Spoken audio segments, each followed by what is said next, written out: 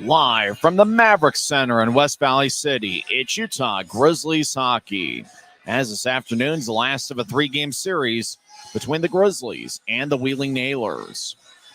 Hi, everybody. I'm Tyson Whiting. Welcome to Utah Grizzlies Hockey here on this Monday night, or Monday afternoon, as it's the traditional afternoon President's Day game. It's been going on for as long as I can remember. The Grizzlies having an afternoon game here today, and it's going to be an interesting one as Utah goes for the three-game sweep. On Friday night, the Grizzlies got a 4-2 victory as Mick Messner had 4 assists, and the Grizzlies got goals from Nathan Burke, Brandon Cutler, Cole Gallant, and Brett Stapley, with Gallant getting the game winner, 6:50 into the third period. It'll be an interesting one tonight as Saturday night, Utah pulled out a 2-1 victory, even though they were outshot 13-1 in the third frame. The two University of Denver products, Kyle Mayhew and Brett Stapley, each scored goals, with Stapley getting the game winner with 3 seconds left in the second period. Wheeling outshot Utah 33-21, but it was Arvid Holm in his Grizzlies debut that stopped 32 of 33, and he led Utah to victory. Holm will get the start in net once again this afternoon for the Grizzlies. He'll be going up against Taylor Gauthier, who made the start on Friday night. Gauthier stopped 39 of 42. So it's going to be an interesting goaltending matchup tonight. Both guys have NHL contracts. Holm with the Colorado Avalanche and Gauthier with the Pittsburgh Penguins. It's Marvel Superhero Day here at Maverik Center as the Grizzlies are wearing Spider-Man themed specialty jerseys, and they certainly are sharp-looking jerseys. In fact, you can get those game-worn jerseys on the Dash Auction app. That's right. You can make a bid, and you can get your favorite Grizzlies player's game-worn jersey. Just go to the Dash Auction app. And remember, for every Grizzlies home game, when the Grizzlies score their first goal, you can bet on that game puck that the goal is scored on, and that's going to be on the Dash Auction app for every Grizzlies home game. So make sure to go there and place a bid for the Grizzlies game-worn jerseys that they're wearing today, the Spider-Man theme threads, and also make sure to get that game puck when the Grizzlies score their first goal. It's also a Smith's Family Night where you got 4 tickets for $40 and $10 for each additional ticket. So it could be 5 tickets for $50, 6 for $60, and so on and so forth. That's an outstanding offer. Make sure to get it at UtahGrizzlies.com or any Smith Sticks locations. It's going to be an interesting one as the Grizzlies go for the 3-game sweep. Both games have been nail-biters, pun not intended, or maybe it wasn't intended. I'm not sure. Wheeling has won 12 of their last 14 games. They were on a 12-game winning streak heading into this series. But Utah's looking for the sweep, and the Grizz have been outstanding at home as they have won 8 of their last 9 home games. When we come back, we'll talk about who's been hot for the Grizzlies, and there was also one addition to the Grizzlies roster as of today, and he'll be in the lineup once again as one of 6 defensemen for Ryan Kanaswich's crew. We'll come back and talk about who's been hot. We'll talk about the newest Grizzly, which isn't really all that new to begin with. We're in business on a Monday afternoon, and you're listening to the Grizzlies Hockey Network, presented by Rio Tinto Kennecott. This isn't just copper. It's our job. It's food on our family's tables. Without it, we couldn't stay in touch. It's what keeps our homes warm and our lights on. It's the power behind the team and a greener, brighter future. This isn't just copper. It's a proud Utah and a strong America. Welcome back to the pregame show. I'm Tyson Whiting. Grizzlies captain Josh Wesley was reassigned to the Grizzlies from the AHL's Colorado Eagles, and that's certainly a big addition as he'll be one of 6 defensemen tonight. Wesley wearing number 20. He leads the league by goals among defensemen with 12 this season. He's also 3rd among all-league blue liners and shots on goal. So it'll be good to have the captain, Josh Wesley, back in the Grizzlies lineup. He'll be paired up with Kyle Mayhew, who's been one of the best rookie defensemen in the league. In fact, Mayhew is 2nd among all-league rookie defensemen with 31 points. He has 8 goals and 23 assists, and he scored Utah's first goal on Saturday as he was the Optum first goal of the game scorer. Everybody make your pick for the Optum first goal of the game as to who's going to score first for Utah this evening. And speaking of scoring first, the Grizzlies have an outstanding record. When they tally the first goal, they are 16-3-1 when scoring first, and they're undefeated at home when tallying the first goal. So that's going to be big for the Grizzlies to score first. Utah's also done a good job in one-goal games as of late. The Grizzlies are 9-7-1 in one-goal contests. And speaking of where the Grizzlies have been at their best, it's been in the third periods. When you talk about crunch time, when you talk about winning time, That's really where the Grizzlies have made their mark in the first 2 games of this series, as the score was tied this past Friday in the series opener at 2. Cole Gallant scored at the tail end of a power play. In fact, it was 2 minutes exactly to when Wheeling committed a penalty. And so, Cole Gallant was able to score from the right side, and then Utah added an empty netter at the end, and it really was an outstanding effort defensively as well from Dante Januzzi and company, leading the Grizz to the 4-2 victory. And then you talk about this past Saturday, even though Wheeling outshot Utah 13-1, it was really an outstanding effort by Arvid Holm and a great defensive effort as well that led to the 2 standings points for the Grizzlies. So the big thing, not only are the Grizzlies playing good hockey, is after all, they are 9-2-1 in their last 12 games, but they're doing it in different fashions. You talk about the last road game the Grizzlies had, which was February 10th against Idaho. They won 6-5 in overtime. You talk about when defense was needed this past Saturday against Wheeling, Grizzlies were able to come away with a 2-1 victory. And Utah's also had 2 different games where they won 1-0. Those were shutouts here at Maverik Center against the Tulsa Oilers on Sunday afternoons. So that's really big for the Grizzlies. They can win the high-scoring games, but they've also shown that when you get 1 or 2 goals, that might just be enough with the way the Grizzlies have looked on the defensive end. So it's going to be an interesting one. They're taking on a Wheeling Nailers team that really has put together a good effort in this series. It's just that they're a little bit shorthanded in terms of forwards. It'll be interesting to see the Rooster Jordan Martell out there. He's got 18 goals in 26 games with Wheeling, and that's certainly going to be a big key for the Grizzlies, so they can find a way to slow down not only Jordan Martell, but Tanner Latteroot, who scored Wheeling's lone goal on Saturday. That could go a long way to the Grizzlies completing the sweep here at Maverik Center this afternoon. And with Josh Wesley back in there, watch out for him on the power play. He's one of those snipers from either the left or the right circles. Watch out for Wesley, and also watch out for Brandon Cutler, who's been red hot for the Grizzlies. He's got a current 6-game point scoring streak, and Brett Stapley's been outstanding for the Grizzlies as well, as he has 7 goals in his last 7 games. And that's 7 games in February. He's got 7 goals, and he's also a +9 in 7 games in February. So you talk about that University of Denver connection with Brett Stapley and Kyle Mayhew. They came up big in Saturday night's game with scoring both of Utah's goals, and they've been critical all season with their consistent play. When we come back, we'll go over the starting lineups for both teams. It's the Grizzlies and the Nailers coming up next on the Grizzlies Hockey Network, presented by Rio Tinto Kennecott. At Black Bear Diner, you always get more. More choice, more amazing food, more value, from huge breakfasts to delicious lunches and hearty dinners. Black Bear Diner has more for you. So get more when you want it, the way you want it, and get it today. Good old-fashioned family food, Black Bear Diner. Black Bear Diner. Always gives you more ways to save on top of our lower than low prices. And when you download the Smith's app, you can enjoy over $500 in savings every week with digital coupons and earn fuel points to save up to $1 per gallon at the pump. With a Boost membership, you'll save even more with double fuel points and free delivery. Discover more ways to save big every day. Smith's. Since 1939, America First has helped people start businesses, buy homes and cars, and achieve their financial goals. Today, our top priority is still the financial success of you and your family, which is why we're giving new members $100 when they sign up for a basic savings and checking account, and another $100 when they upgrade to premium checking and enroll in and use direct deposit. So head to AmericaFirst.com today and join the credit union that always puts its members first. Maverik's new bean-to-cup machines always deliver a freshly ground cup of coffee on demand, so you can enjoy any of our premium roasts at their best, day or night, hot or iced. Enjoy a fresh cup today. Welcome back to Utah Grizzlies Hockey. I'm Tyson Whiting. Face off in about 10 minutes from now here on the Grizzlies Hockey Network. Saturday night was a milestone mark for Grizzlies head coach Ryan Kanasowicz as he picked up his 100th victory as Grizzlies head coach. He became the 5th different Grizzlies coach to get to 100 wins. Tim Branham leads the way with 284 wins over an 8-year stretch.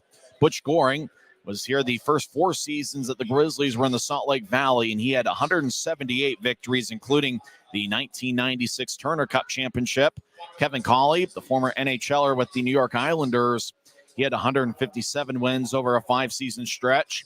Don Hay, the former NHL head coach, spent 3 seasons behind the bench for the Grizzlies at the turn of the century. He ended up with 104 victories over 3 years. And obviously Ryan Kanaswich, the Grizzlies' all-time leader in goals, assists, and points, picked up his 100th victory as Grizzlies head coach. He had 42 2 years ago in the division championship season. He won 35 games last year, and the Grizzlies are up to 23 victories this season.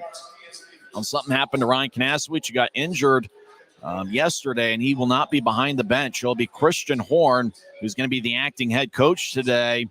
Christian Horn has had some success against the Wheeling Nailers, that coming as a player. In fact, Christian Horn's first career hat trick, I believe, came against Wheeling. That was on January 3rd of 2018 when he scored all 3 goals in Utah's 3-2 victory over the Wheeling Nailers. That was when he was a member of the Norfolk Admirals. And 2 months after that, in March of 2018, he picked up another hat trick, scoring 3 goals in a victory against the Greenville Swamp Rabbits. So Christian Horn will be the acting head coach. He will be assisted by Garrett Metcalf, the Grizzlies goaltender, who announced his retirement this past month. And Metcalf will be behind the bench helping out with Christian Horn. Let's get to the starting lineups hot off the presses for both teams. First for the visiting Wheeling Nailers, who are led by Derek Army, who, like Kanaswich, has exactly 100 victories with the Nailers. And Kanaswich, obviously, 100 with the Grizzlies. Wheeling has won 12 of their last 14 games. They've got a record of 28, 18, 1, and 1. They are 13, 10, and 1 on the road. Taylor Goche is going to get the start in net, not to be confused with Trevor Goche. Taylor Goche, in 31 games this season, has a record of 18, 12, 0, and 1 with 3 shutouts, a 2.32 goals against average, and 922 save percentage. Goche is 6'2" and 200 pounds. His glove side is his right, and his stick side is on his left. Goche was pretty impressive on Friday night, stopping 39 of 42 in the 3-2 loss to Utah. Wheeling is going with 11 forwards and 6 defensemen, although Sebastian Durbin is going to be acting as a forward, as some of the injuries to the Pittsburgh Penguins has actually affected all 3 levels of their system. Not only Pittsburgh, but the AHL's Wilkes-Barre Scranton Penguins and the Wheeling Nailers, who are their ECHL affiliate. Starting defensive pairing, Louis Rail has got a point in both games. He had a goal on Friday and an assist on Saturday. Rail is wearing number 28. He's got an A on his sweater. He's got 1 goal and 6 assists in 35 games. He'll be paired up with Isaac Bellevue. We talked about Kyle Mayhew being one of the best defensemen in the league, at least among rookies.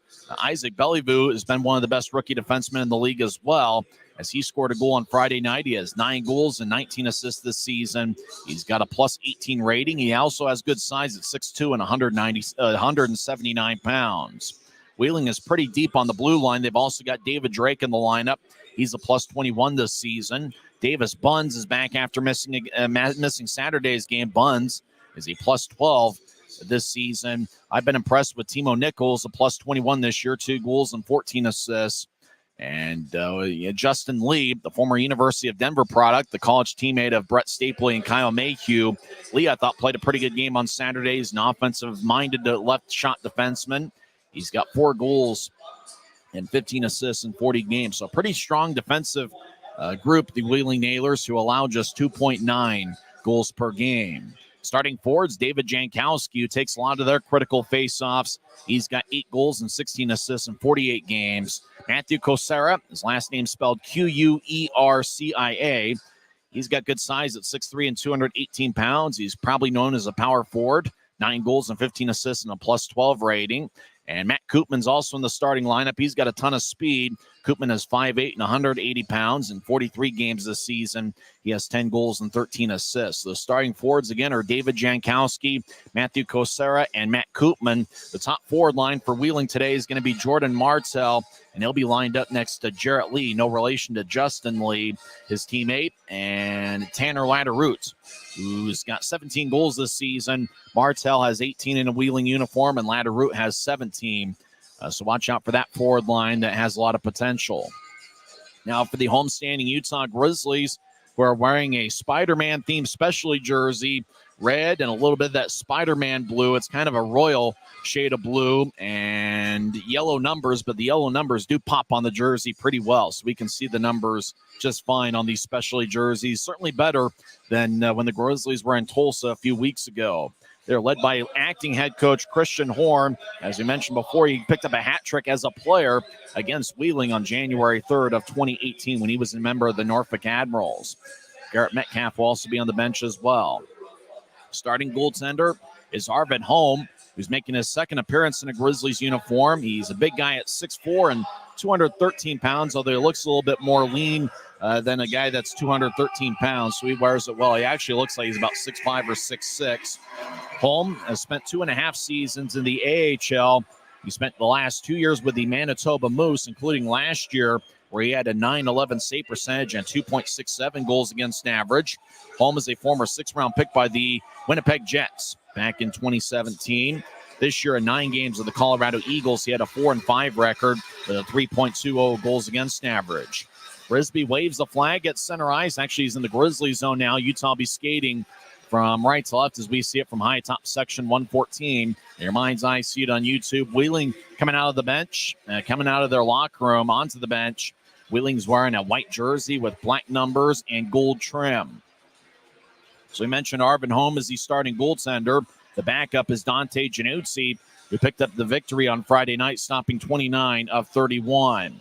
Will Cranley's the third goalie. 6th defenseman for the Grizzlies, and I know that everybody's excited to see Josh Wesley back in a Grizzlies uniform.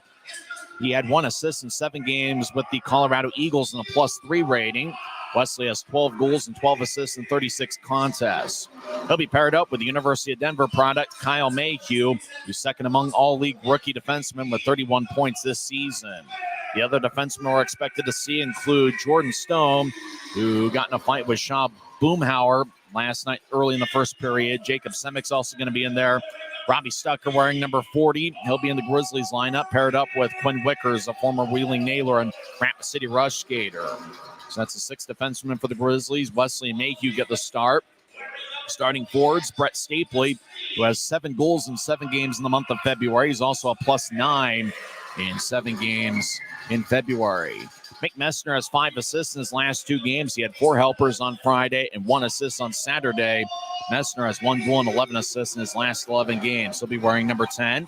Brandon Cutler's also in the Grizzlies lineup, as Cutler wearing number 29. He leads the Grizzlies with 22 goals this season, and Cutler is making his 49th appearance. Cutler, Mick Messner, and the Iron Man Tyler Penner are the only 3 Grizzlies players to have appeared in every game. Other forwards for the Grizzlies tonight include Max Nill, who's 6'1", 190 pounds. Dylan Fitz has 8 goals and 10 assists in 33 games. Adam Berg's in there, wearing number 14. He has 8 goals and 11 assists this year. Aaron Aragon has 10 goals overall, 8 with the Grizzlies. He'll be in there. We mentioned the Iron Man Tyler Penner. He's obviously going to be in there for the 193rd consecutive game. We also see Nathan Burke, Cole Gallant, and Alex Bocage. Watch out for Bocage, who has 29 shots on goal in 6 games in a Utah uniform. In fact, Burke, Gallant, and Bocage will be a forward pairing here this afternoon with Aragon, Penner, and Fitz. We mentioned the starters, Stapley, Messner, and Cutler. The extra forwards are going to be Max Neal, and he'll be lined up next to Adam Burke. When we come back, we'll have face-off here at Maverik Center. This is the Grizzlies Hockey Network. From commercial to recreational truck accessories, Mountain Land Truck Outfitters has got what you need. Flatbeds, spray and bed liners, lifts and leveling kits, wheels and tires. Mountain Land Truck Outfitters proudly uses a brand you know and trust. And with our experienced, knowledgeable, and friendly staff, your visit here will be informative and enjoyable. Stop into our convenient location in Provo at 265 South 100 West or call 801-225-4637 to get a quote for your fleet or individual truck. The road can be a crazy place. Uh-oh! That's why Les Schwab Tires fixes brakes, steering, and more. And those guys don't. Keep driving. I'm just glad Les Schwab puts my safety first, so I can backseat drive with confidence. Stop in for our Founders Celebration Sale and save up to $150 on select sets of Ford tires. Les Schwab Tires, doing the right thing since 1950.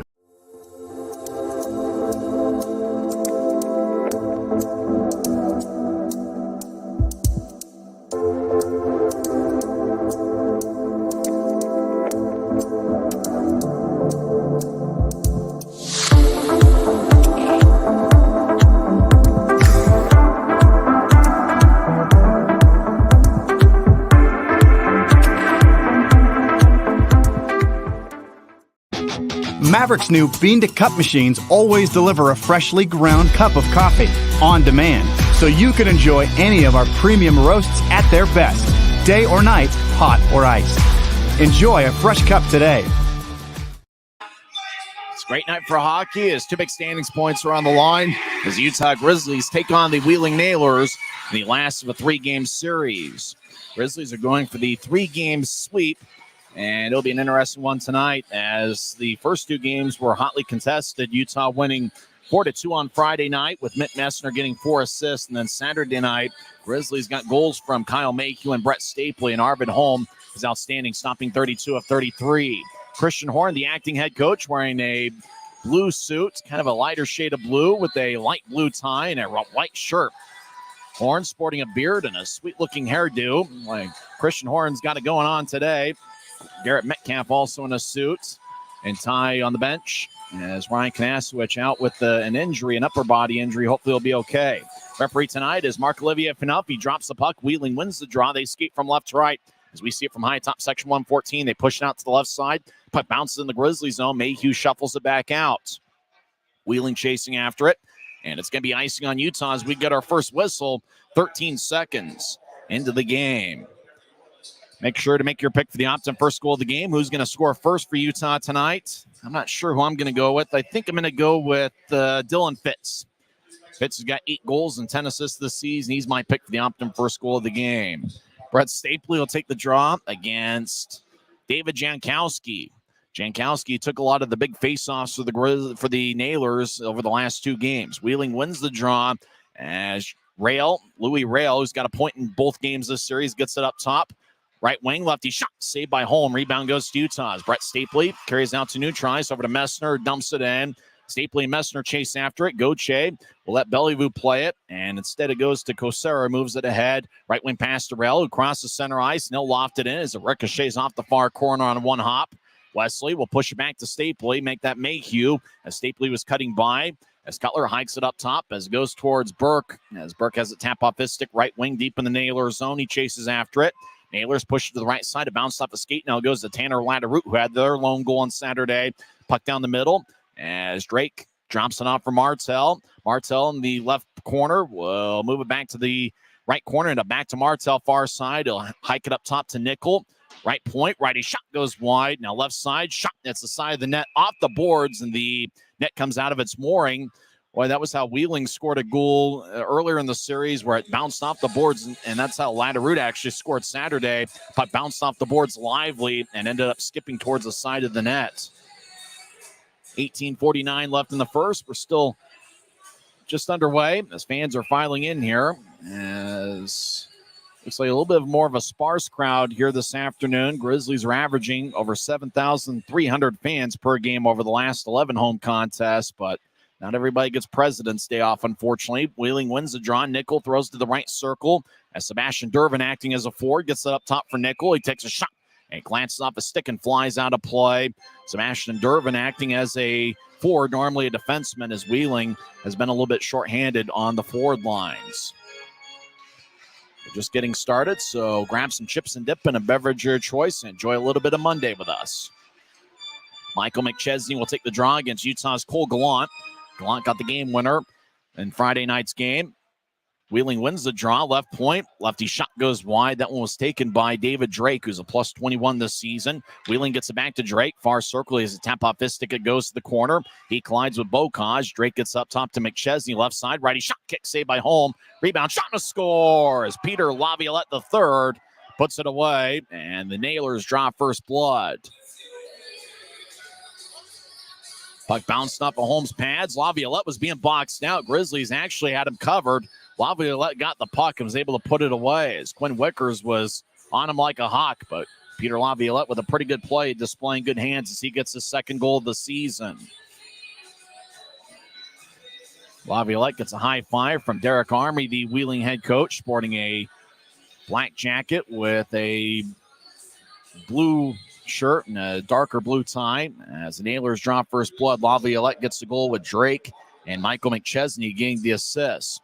As Wheeling dumps it in, as the puck wobbles, Holm plays it behind his net, and he'll toss it to the near corner. Semic will push it towards Gallant, who gets hit in the back by Rail. Now the puck goes towards Laderoute, who spins along the wall towards the far side. Justin Lee drops it up, but it goes to Penner.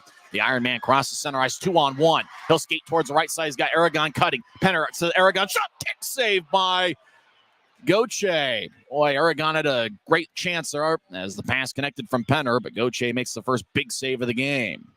As Semick back in the near circle of the Grizzlies zone, as he'll start along the near wall, push it to Fitz, who taps it in.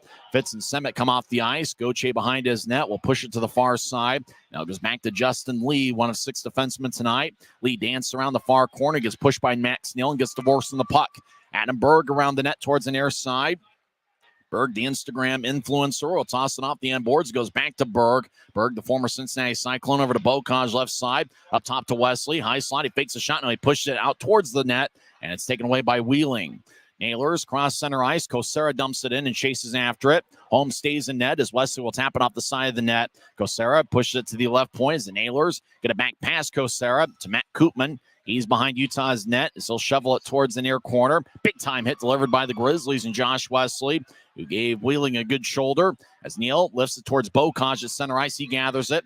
Bocage at the line as he'll skip in, but the Grizzlies were offside as Mayhew got pushed into the Naylor zone before Bocage got there with the puck.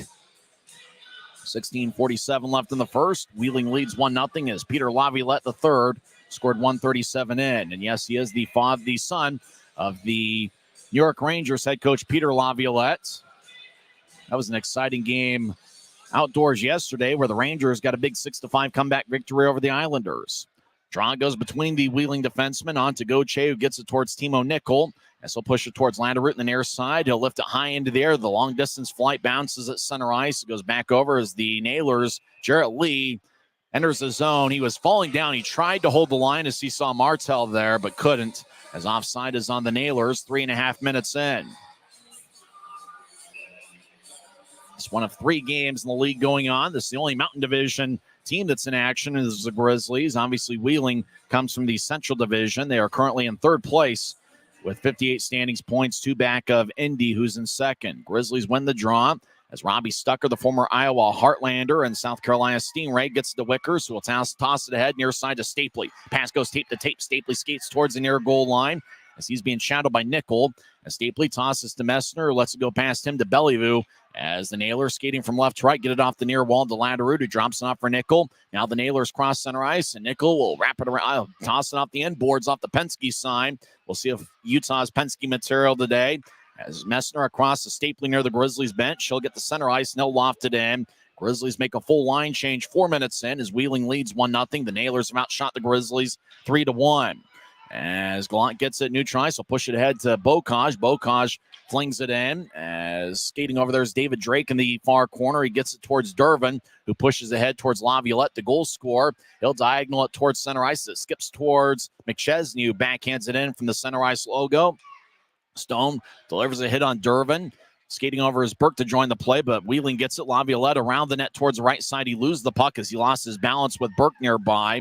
Gallant over to Bocage, cross center ice. He'll step over the line. He'll drop it off to the right side for Burke. He'll take a lefty shot, and it glances off a stick and goes high. Stays in play off the end glass. Bocage, far side, dance around the far goal line. Sharp angled shot goes wide as it tips off the glass. Semick over towards Gallant near side. Gallant skates towards the point. He gets pushed in the back. He'll fire towards the near goal line.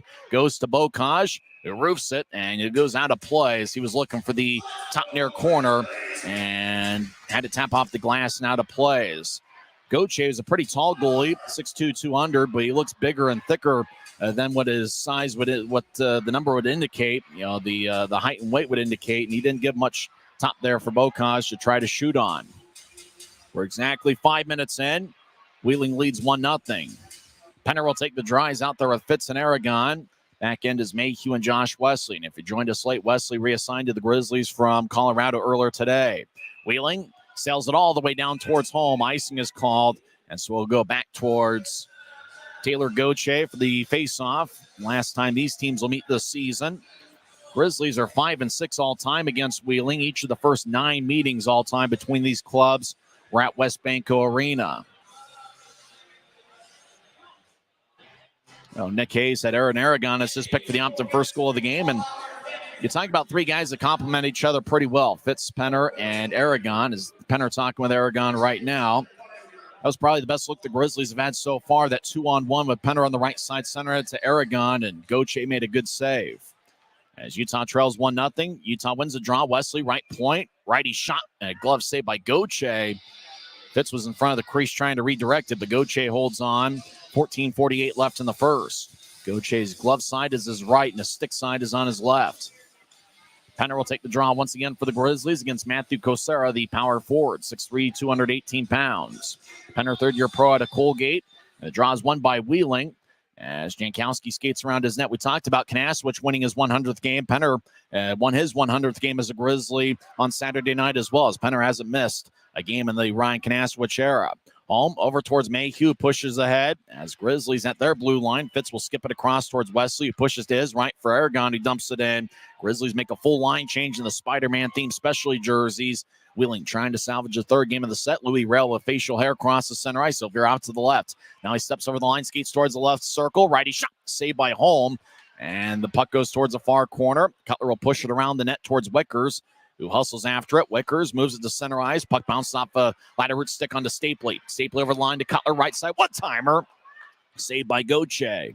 As the puck goes back to Wheeling. They've got a 3-on-3. They cross center ice. Ladder root steps over the line. He stops on the left point. He'll sell it across the nickel. Right side. Nickel righty shot. Goes a little bit wide. He was trying to center it to Lee, and it kicks off the skate. Now the Grizzlies come back the other way. Stapley saucers to Cutler. Left side shot. Saved by Goche. And he holds on as Cutler just fired it towards Goche's body. It bounced off the logo in front of the jersey, but it didn't trickle too far, certainly far enough for a second chance. 13:43 left in the first. Peter Laviolette gave Wheeling a 1-0 lead, 1:37 in. It's the Nailers 1 and the Grizzlies 0. We're back in 1 minute on the Grizzlies Hockey Network. At Black Bear Diner, you always get more. More choice, more amazing food, more value, from huge breakfasts to delicious lunches and hearty dinners. Black Bear Diner has more for you. So get more when you want it, the way you want it, and get it today. Good old-fashioned family food, Black Bear Diner. Black Bear Diner. This isn't just copper. It's our job. It's food on our family's tables. Without it, we couldn't stay in touch. It's what keeps our homes warm and our lights on. It's the power behind the team and a greener, brighter future. This isn't just copper. It's a proud Utah and a strong America.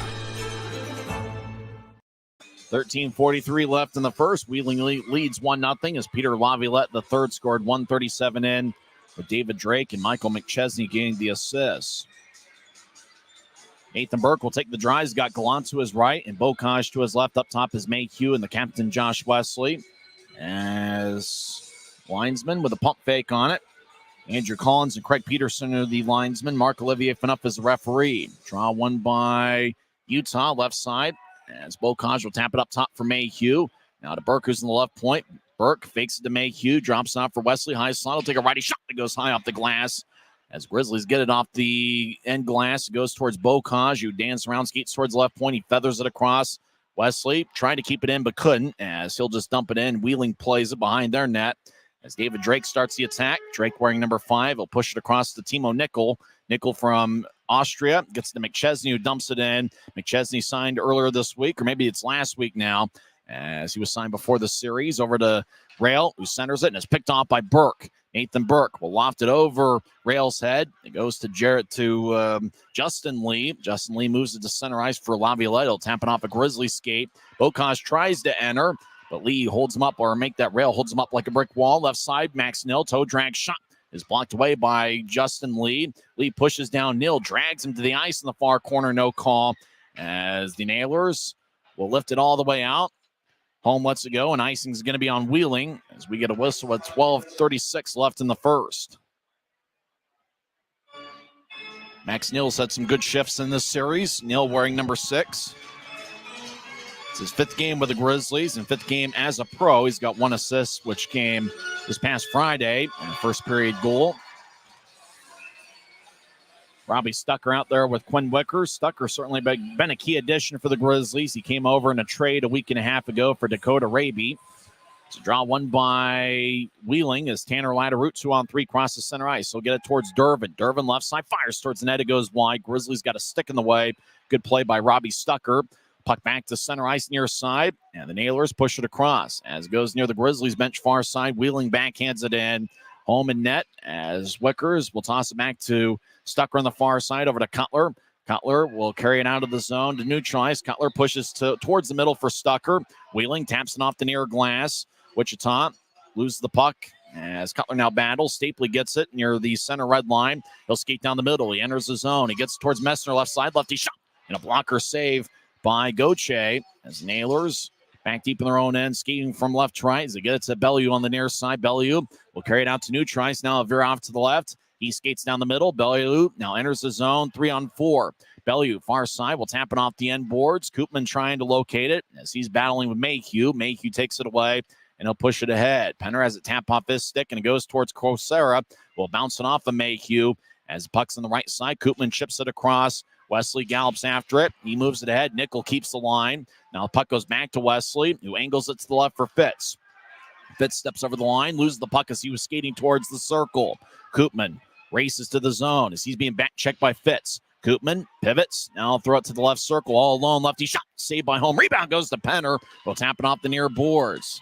Like Penner was Johnny on the spot. If he wasn't there in the slot where he needed to be, could have been 2-0. As the Nailers lead 1-0, they'll throw it in as the puck skips towards the right corner. Koopman gets hit. He'll move it closer towards home. Now Kosara, right side. Shot is blocked by Aragon. Fitz will backhand it off the near glass. Grizzlies change up forwards. Fitz stays on, though, as the Nailers enter neutralize. Bellew crosses center. Now Fitz comes off as Bellew enters the zone. Left side. Lefty shot goes wide. Jankowski on the right side gets up top to Rail, who swings and didn't get much on it. As Wesley will lift it towards Gallant, who gets the skipping puck. Gallant towards Burke at center ice, who gathers it. Burke feeds it to his right. Bokosh fires towards the net. And a stick save by Gauthier. Wheeling comes back the other way. They have a 3-on-2. Martel enters the zone. He gets to the Latteroot left side. Latteroot centering out in front. And a bounce off of Mayhew. Grizzlies come back the other way. Bokosh steps over the line right side. He gets around Burke. He gets to Mayhew. However, the Eagle Eye linesman says Utah is offside. And after the play, David Drake and Kyle Mayhew push each other. Wesley will take it up for Mayhew as David Drake now yelling at Mayhew. Wesley saying pick on somebody your own size. Drake goes 6'5", 205, and Mayhew going 5'8", 160. We've learned from past teams going after Kyle Mayhew, it's not going to work. He may be 5'8", 160, but he's as tough as they come. Pound for pound, one of the toughest guys in the league. 10 minutes, 12 seconds left in the first. Grizzlies have outshot the Nailers 6-5, but it's Wheeling that's got a 1-0 lead. I got a feeling that forward line of Bocage, Gallant, and Burke, they got something in store here today. Right now, Max Neal will take the drives, get Adam Berg to his right and Cutler to his left. Draw near the Wheeling bench. Mayhew and Wesley still out there. They're going to play a ton of minutes this afternoon. The Wheeling wins the draw. Martel gets the center ice, and he'll throw it in. As Holm will backhand it towards Mayhew in the near corner. He gets it to Berg as Berg gets tripped up by Latteroot. Cutler diagonals it towards Wesley, who steps over the line. Wesley gets cut off. Berg takes over the place. He gets pushed by Drake. Wheeling comes out with a puck as they'll tap it off the near boards. Latteroot races out to center ice. He gets pushed by Neal. Latteroot slashes Neal from behind on the back of his leg. No call. As the officials are really going to let them play today. As that was a blatant one, though, and the referee is looking right at it. Wickers behind his net. 9:30 and counting left in the first. As Wickers dance around, as he's behind Holmes' net. Wickers gets it to the near side for Mayhew. As Mayhew will push it ahead towards Penner. Penner collides with Nickel. Wheeling, one of the more physical teams in the Central Division. As Wheeling skating from left to right. Durbin will toss it ahead. Laviolette chasing after it. He gets hit by Stucker. Now Laviolette gets it back. They'll toss it to the far corner for McChesney. He'll push it up top to Nickel. As he'll veer off to the right. They'll take a shot. Saved by Holm in the butterfly position. As Rail over towards Laviolette. As he gets pushed by Aragon. Laviolette strong with the puck as he's double teamed. Laviolette keeps it. Now toss it back towards Koopman. He centered it but didn't get much on it. As Grizzlies will cross center.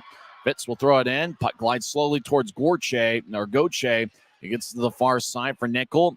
As Nickel has a bounce off a Grizzly, gets it back and moves it across as Wheeling skating from left to right as Koopman crosses center ice. He's got great speed.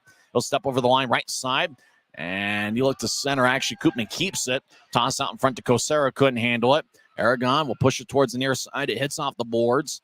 Wheeling, Matt Koopman gets around Semick. Semick pushes him along the boards. Koopman keeps it.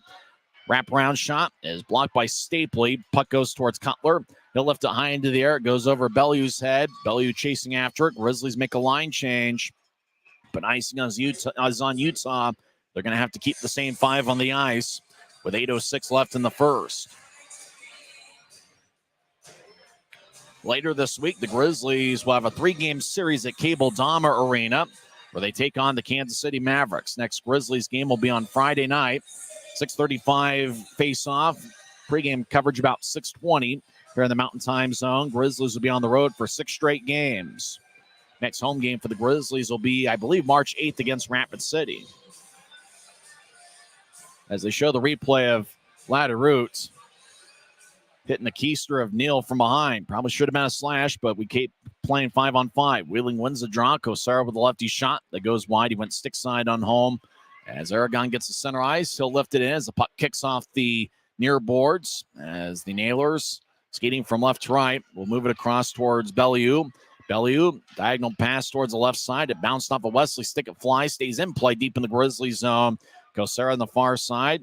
He's being challenged by Wesley. Kosara fires towards the net, and it's blocked away. Grizzlies on the transition game as Stapley crosses center. Steps over the line, gets to Wesley. Right side, righty shot. Saved by Gauthier. He holds on, and Louis Rail really getting after Mick Messner as Rail thinks Messner got a little bit too close to his goaltender, even though Messner was in front of the crease looking for a dirty, greasy goal. You could tell Wheeling's a little bit chippy here early on, having lost the first 2 games of this series. It's 1-0 Wheeling. Grizzlies have outshot the Nailers 7-6. It's almost like Messner stopped and then Rel pushed Messner into the goalie, and then Rel started pushing Messner. Messner's like, you're the one that pushed me into him. Stapley will take the draw. The University of Denver product has 7 goals in his last 7 games, and Stapley is a +9 in the month of February. Stapley crouches down, takes a draw, he wins it. Cutler gets the Wesley high slot. Wesley fires towards the net. It bounced off a Stapley's stick. Stapley hits the side of the net as he tried to bounce it off of Gauthier. Stapley's double team in the far corner. Messner tries to join, but Wheeling comes out of the pile with a puck. Antlers get it to Latterroot. He crosses center ice. He'll step over the line right side. He gets around Wesley. Latterroot now around Utah's net as he gets around Mayhew. Latterroot now on the left point. Stops and throws it in deep off the end boards. Wesley gets hit from behind by Drake.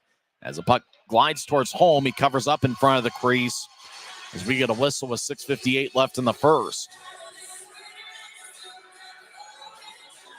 Wheeling's got a pretty good defensive unit that makes good decisions with the puck, and they really get to neutral ice in a hurry. It looks like the Nailers are really working the transition game, trying to challenge Utah's defensemen. It's interesting seeing number 50, and it's not Trent Miner. Normally over the last 2.5 seasons, you see the number 50, you think Trent Miner immediately. Arvid Holm is wearing number 35 on Saturdays, wearing number 50. Shot and a score after Wheeling won the draw as they fired away from the left side, and it's now 2-0. As they just roofed it over home, and it's Justin Lee, the defenseman, getting his 5th of the year. So it's 2-0 Nailers with 6:54 left in the first. As Rail was pretty close to the far wing boards, and he just fired it over home. So Nailers have 2 goals on 7 shots here. They've got a 2-0 lead with 6:54 left in the first. Wheeling wins the draw, and they'll dump it in to Shaw Boomhauer. Home behind his net, gets challenged by Laviolette. Grizzlies push it to the far side. It goes towards Bocage. He gets to Burke. He'll tap it to the left side as Wickers charges after it. Offside is the call as puck kind of slowly got towards Wickers. Grizzlies couldn't hold their water at neutral ice. 6:39 left in the first. It's one of those that looked like, Lee. They show the replay. He was really being shadowed by Bocage. Kind of a surprising shot. He was able to get it out of nowhere. Lee with the goal. Peter Laviolette with the assist. So Laviolette now has 1 goal and 1 assist this afternoon.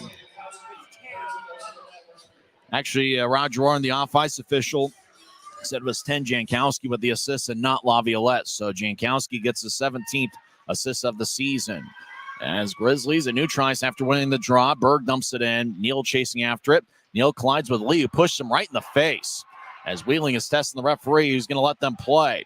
Grizzlies get to Wickers on the left side. Wickers fires towards the net, and it bounces off of Berg, goes back to Wheeling. Laviolette races to new tries. He lugs into the zone. Laviolette right side, lefty shot is blocked away by Wickers' stick. As Stucker pushes ahead to Messner. Saucers does center ice. It's cut off by Bellew, who drives it back in. As Holm gets it towards Stucker. He pushes to Wickers on the near side. Wickers drops off for Neal, who races to new tries. Neal gets to center, and he'll lift it in as it ricochets off the end boards on one hop of the ice. Fitz pushes Bellew. Berg battles. He dances around in the far corner. He saucers it over towards Neal. As Berg gets pushed by Rail, Wheeling comes out with the puck. Nailers will feed it to the right side. It goes past Boomhauer as Mayhew will tattoo it off the near wall. Now it goes to Koopman, who enters the zone 1-on-3. He'll skate towards the corner as he's being pushed by Mayhew. Koopman goes down. Koopman has it behind his back as Aragon gets pushed by Boomhauer. Both guys wearing number 15. As now Mayhew with another push towards Lee. Now towards Koopman as he tried to redirect a shot. And now it goes to Penner on the near side. Penner gets blasted by Boomhauer. Boomhauer drags Penner to the ice. Puck lifts to Mayhew, who bats it towards Fitz. Fitz a new try, throws it back to Wesley in the Grizzly zone as both teams spread the ice. About 5 minutes are left in the first period. Wheeling leads 2-0 on goals by Peter Laviolette and Justin Lee. Wesley, the Grizzlies captain, 12 goals this season. He'll outlet it to Aragon near side. New try, Aragon throws it in. As he'll get off the ice at the end of a shift as Wheeling gets it towards Jarrett Lee, no relation to Justin Lee, his teammate. He'll saucer it off the near boards towards Wickers, who throws it in. Puck wings around the boards towards the far corner. Wheeling with a long-range flight. It goes to new tries as Wickers moves it ahead. Now it goes back to Nickel. He'll fly it in from new tries, but it's going to be icing as he flew it in from Wheeling territory as we have 4:27 left in the first. Draw's going to come back towards Taylor Gauthier, who's got an NHL contract with the Pittsburgh Penguins. Gauthier played his junior hockey at Prince George, the Prince George Cougars, for many years. It's his second season as a pro. He has split time with Wheeling and the Wilkes-Barre Scranton Penguins. Draw one by the Nailers as I'll move it towards Landerud, who couldn't get it. Now Stucker has to go past him. Wickers chases it down. Martel tapping off the end boards of the Grizzlies zone. Now one-handed off the near wall. It goes to Messner, who races with good speed across center ice. Messner, left wing, will tap it off the boards. He trying to get it back. He gets hit by Louis Rell, who's been particularly physical so far this afternoon. As Justin Lee moves towards Martel, tapped off a Grizzly stick. It goes back to Messner. Left point, lefty shot. Glove saved by Gauthier. Referee said play on. It almost looked like Gauthier was thinking about holding on, but play moves on. Nailers enter the zone down the middle. Jarrett Lee will chip it towards the far corner and chase after it. Lee collides with Wesley. Mayhew will backhand it ahead towards Bocage. As Bocage surveys, now he gets up top for Gallant at center ice. Gallant couldn't reach it. Puck back at neutral ice. As Nailers, Laviolette lugs in. Now tossing off the near boards. As big time hit as McChesney got pushed along the boards by Burke. As Mayhew gets it towards Burke. Burke gets pushed by Nickel. As Bocage steps over the line, he gets hit by Dervin. This has been about as physical as we've seen in this series. Laviolette will tap it off of Bocage's skate. Neutralize. Burke will drive it back in. As Grizzlies make a change. 3:10 and counting in the first. As Wheeling leads 2-0. As Nailers lifting out to the Utah line. It's gloved and dropped by Stucker. Stucker looks over his right shoulder. Now he gets it back in the Grizzly zone for Wickers. He's 10 feet in front of home. He'll outlet it to Penner as a tap off his stick. Nailers cross center ice. Dervin drives it in. Holm cuts it off behind his net near the Maverik sign. He'll push it to the far side as the puck glides towards the far circle. As Holm hands it back towards the far goal line. Wheeling gets up top. Drake throws to the far side as the Nailers fire towards the net and it's blocked by Wickers. As Jankowski gets it back, he was the one that took that shot. He gets up top to Rail. He'll push it across off the boards as Drake gets taken away. He trips up Utah. Well, that could have been a call, but none's made. Left side, righty shot is blocked by Stucker. As the Nailers, Kosera gets it behind Utah's net.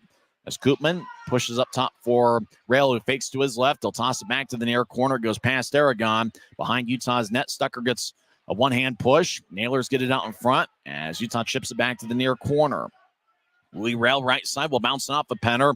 Gets it back. Now drops to the high slot. Lefty shot saved by Holm. Rebound goes to Fitzu. Lifts it out to center ice as it wobbles towards Drake. David Drake enters the zone again. Right side. He gets around Fitz. Drake near side. Chips it out in front. Martell couldn't accept it. He got hit by Messner. Now Stapley gets it. He crosses the right side. Righty shot saved by Goche. Stapley gets it back. Far side.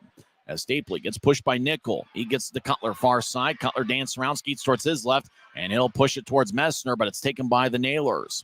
Wheeling gets pushed. Martell throws the Cutler, keeps it in left side. He fires to Messner, couldn't reach it. 1:25 left in the first as Wesley gets it towards Messner near the Wheeling bench. He'll tap it off a Nailers stick. As Nailers will cross center ice. Jarrett Lee will lift it in as the puck skips off the boards on one hop of the ice. Mayhew over to Wesley. But the puck goes back to center ice as Laviolette moves it across towards Nickel as Nailers back in their own zone. Lee outlets it deep in the Grizzlies zone. Linesman said it got redirected. No icing. Is home behind his net. Will move it ahead. And tapped off a Gallant stick. Gallant chases after it as he gets spun around by Durbin as Burke gets across to Wesley, who moves to center ice for Bocage. Tapped off his stick and glides towards Goche, who covers up with 41.8 seconds left in the first. So draw is going to be in the Nailor zone near side. We'll see if the Grizzlies can get some momentum heading into the first intermission locker room. Wheeling is averaging 3.5 goals per game this year. They're pretty close to even in terms of the shots for and shots against.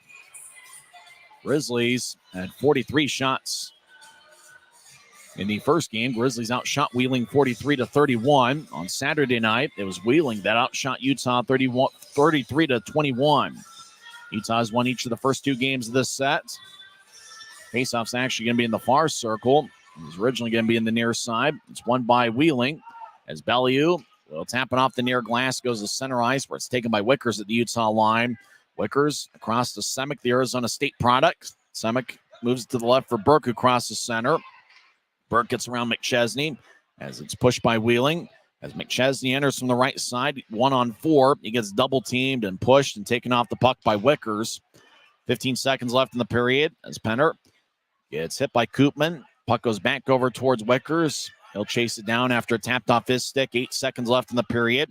Wickers spins around Koopman as Wickers now on the far side, dances around the far corner, gets to Mayhew as time runs out.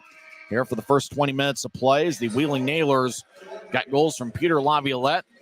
He scored first 137 in, and they also got a goal 13:06 in with Justin Lee, who got his 5th of the year. So after one period, it's the Nailers 2 and the Grizzlies nothing. Utah did outshoot Wheeling 9-7 in the period. We'll come back and recap the first 20 minutes. We'll also go over some scores from around the world of sports. Once again, the score after 20 minutes of play is Wheeling 2 and Utah nothing. And we're live at Maverik Center on the Grizzlies Hockey Network. At Black Bear Diner, you always get more. More choice, more amazing food, more value, from huge breakfasts to delicious lunches and hearty dinners. Black Bear Diner has more for you.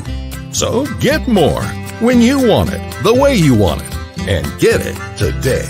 Good old-fashioned family food, Black Bear Diner.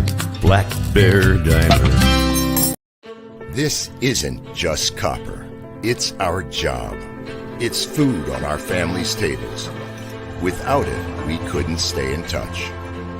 It's what keeps our homes warm and our lights on. It's the power behind the team and a greener, brighter future.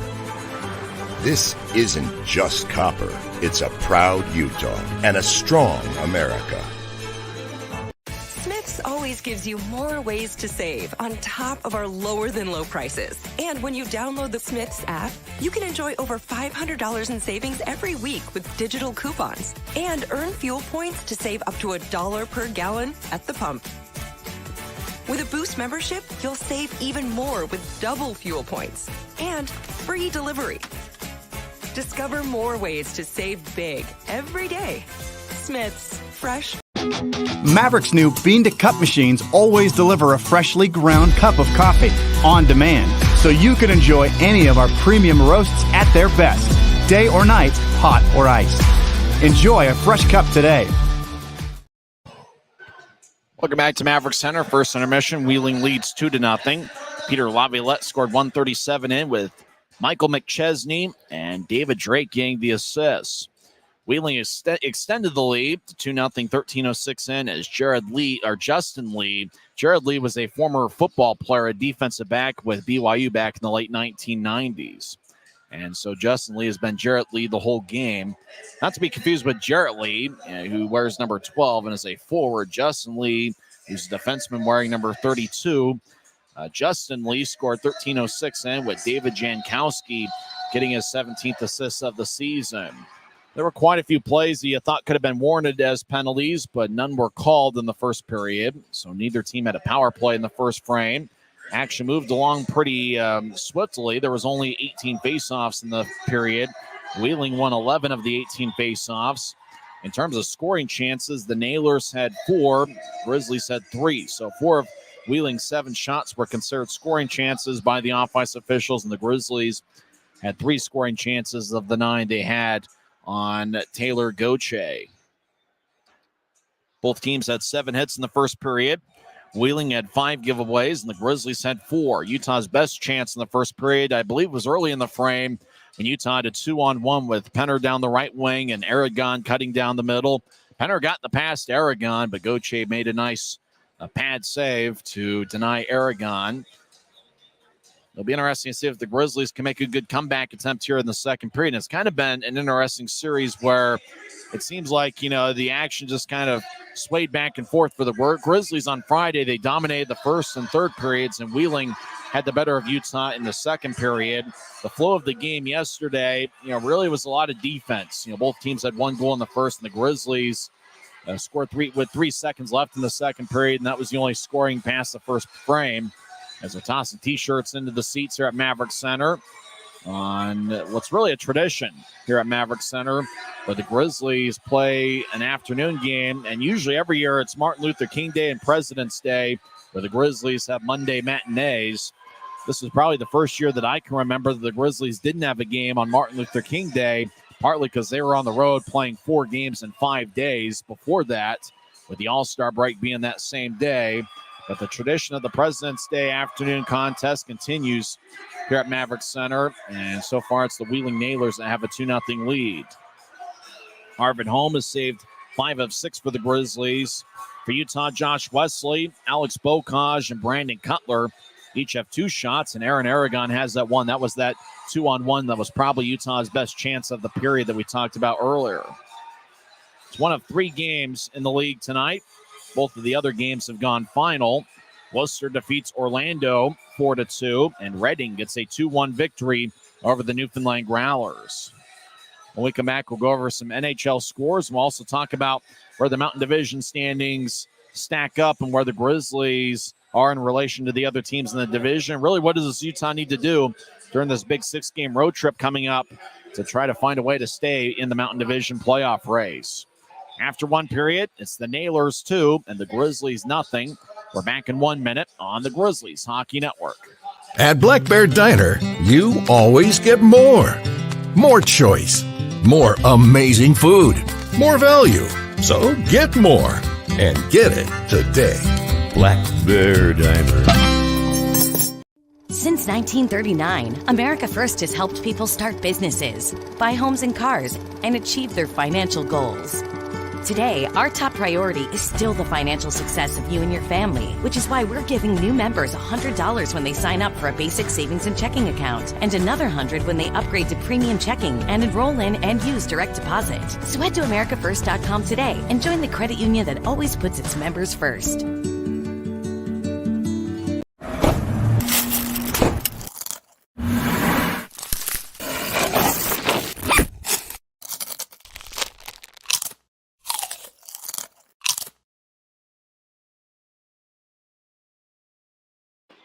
Wheeling leads 2-0 after 1 period. Games in the NHL that have gone final. Anaheim defeats Buffalo 4-3 in a shootout. Boston gets a 4-3 victory over the Dallas Stars. Toronto got 1 goal from Austin Matthews as they defeat St. Louis 4-2. Austin Matthews has 7 goals in his last 3 games. It looks like a football score. How about this one? Minnesota defeats Vancouver 10-7. That goal light probably went on. That goal light probably burned out over in Minnesota today. That's right, 10-7. The Minnesota Wild had 2 different hat tricks. Joel Eriksson Ek and Kirill Kaprizov each got 3 goals in the game. In fact, both guys had 3 goals and 3 assists in the contest. What a crazy game. Miller had 3 goals for Vancouver. You talk about a wild one. The total, the over-under was 6. It more than doubled that. It just about tripled the over-under. 17 combined goals in Minnesota today as the Wild defeat the Canucks 10-7. How about this for a stat? The goaltender for Vancouver, DeSmith, stopped 8 of 17. he stopped 17 of 25. He stopped 17 of 25. There were 2 empty net goals scored by Minnesota this afternoon. Final score, Minnesota 10, Vancouver 7. Games in progress right now. The Seattle Kraken just scored a goal, and now the game is now tied at 3. Detroit and Seattle, that game late in the 3rd period. After 2 periods, Arizona leads Edmonton 3-2. That game played at Mullet Arena. Leon Draisaitl and Janmark have the Oilers goals. Arizona has 2 goals from Bukestad and Clayton Keller. Not to be confused with the Idaho Steelheads. Colton Keller. Clayton Keller also has a goal for Arizona. After 2 periods, Coyotes lead the Oilers 3-2. After 2 periods, Calgary leads Winnipeg 4-3. And also after 2, Vegas leads San Jose 4-0. Later on today at 5 o'clock, Chicago is at Carolina, and Ottawa is at the Tampa Bay Lightning. When we come back, we'll talk about the Mountain Division standings and where the Grizzlies are in relation to the rest of the division. Hey, English is tough sometimes. Wheeling leads Utah 2-0 on the Grizzlies Hockey Network. From commercial to recreational truck accessories, Mountain Land Truck Outfitters has got what you need. Flatbeds, spray and bed liners, lifts and leveling kits, wheels and tires. Mountain Land Truck Outfitters proudly uses a brand you know and trust. And with our experienced, knowledgeable, and friendly staff, your visit here will be informative and enjoyable. Stop into our convenient location in Provo at 265 South 100 West or call 801-225-4637 to get a quote for your fleet or individual. The road can be a crazy place. Uh-oh. That's why Les Schwab Tires fixes brakes, steering, and more. And those guys don't. Keep driving. I'm just glad Les Schwab puts my safety first, so I can backseat drive with confidence. Stop in for our Founders Celebration Sale and save up to $150 on select sets of 4 tires. Les Schwab Tires, doing the right thing since...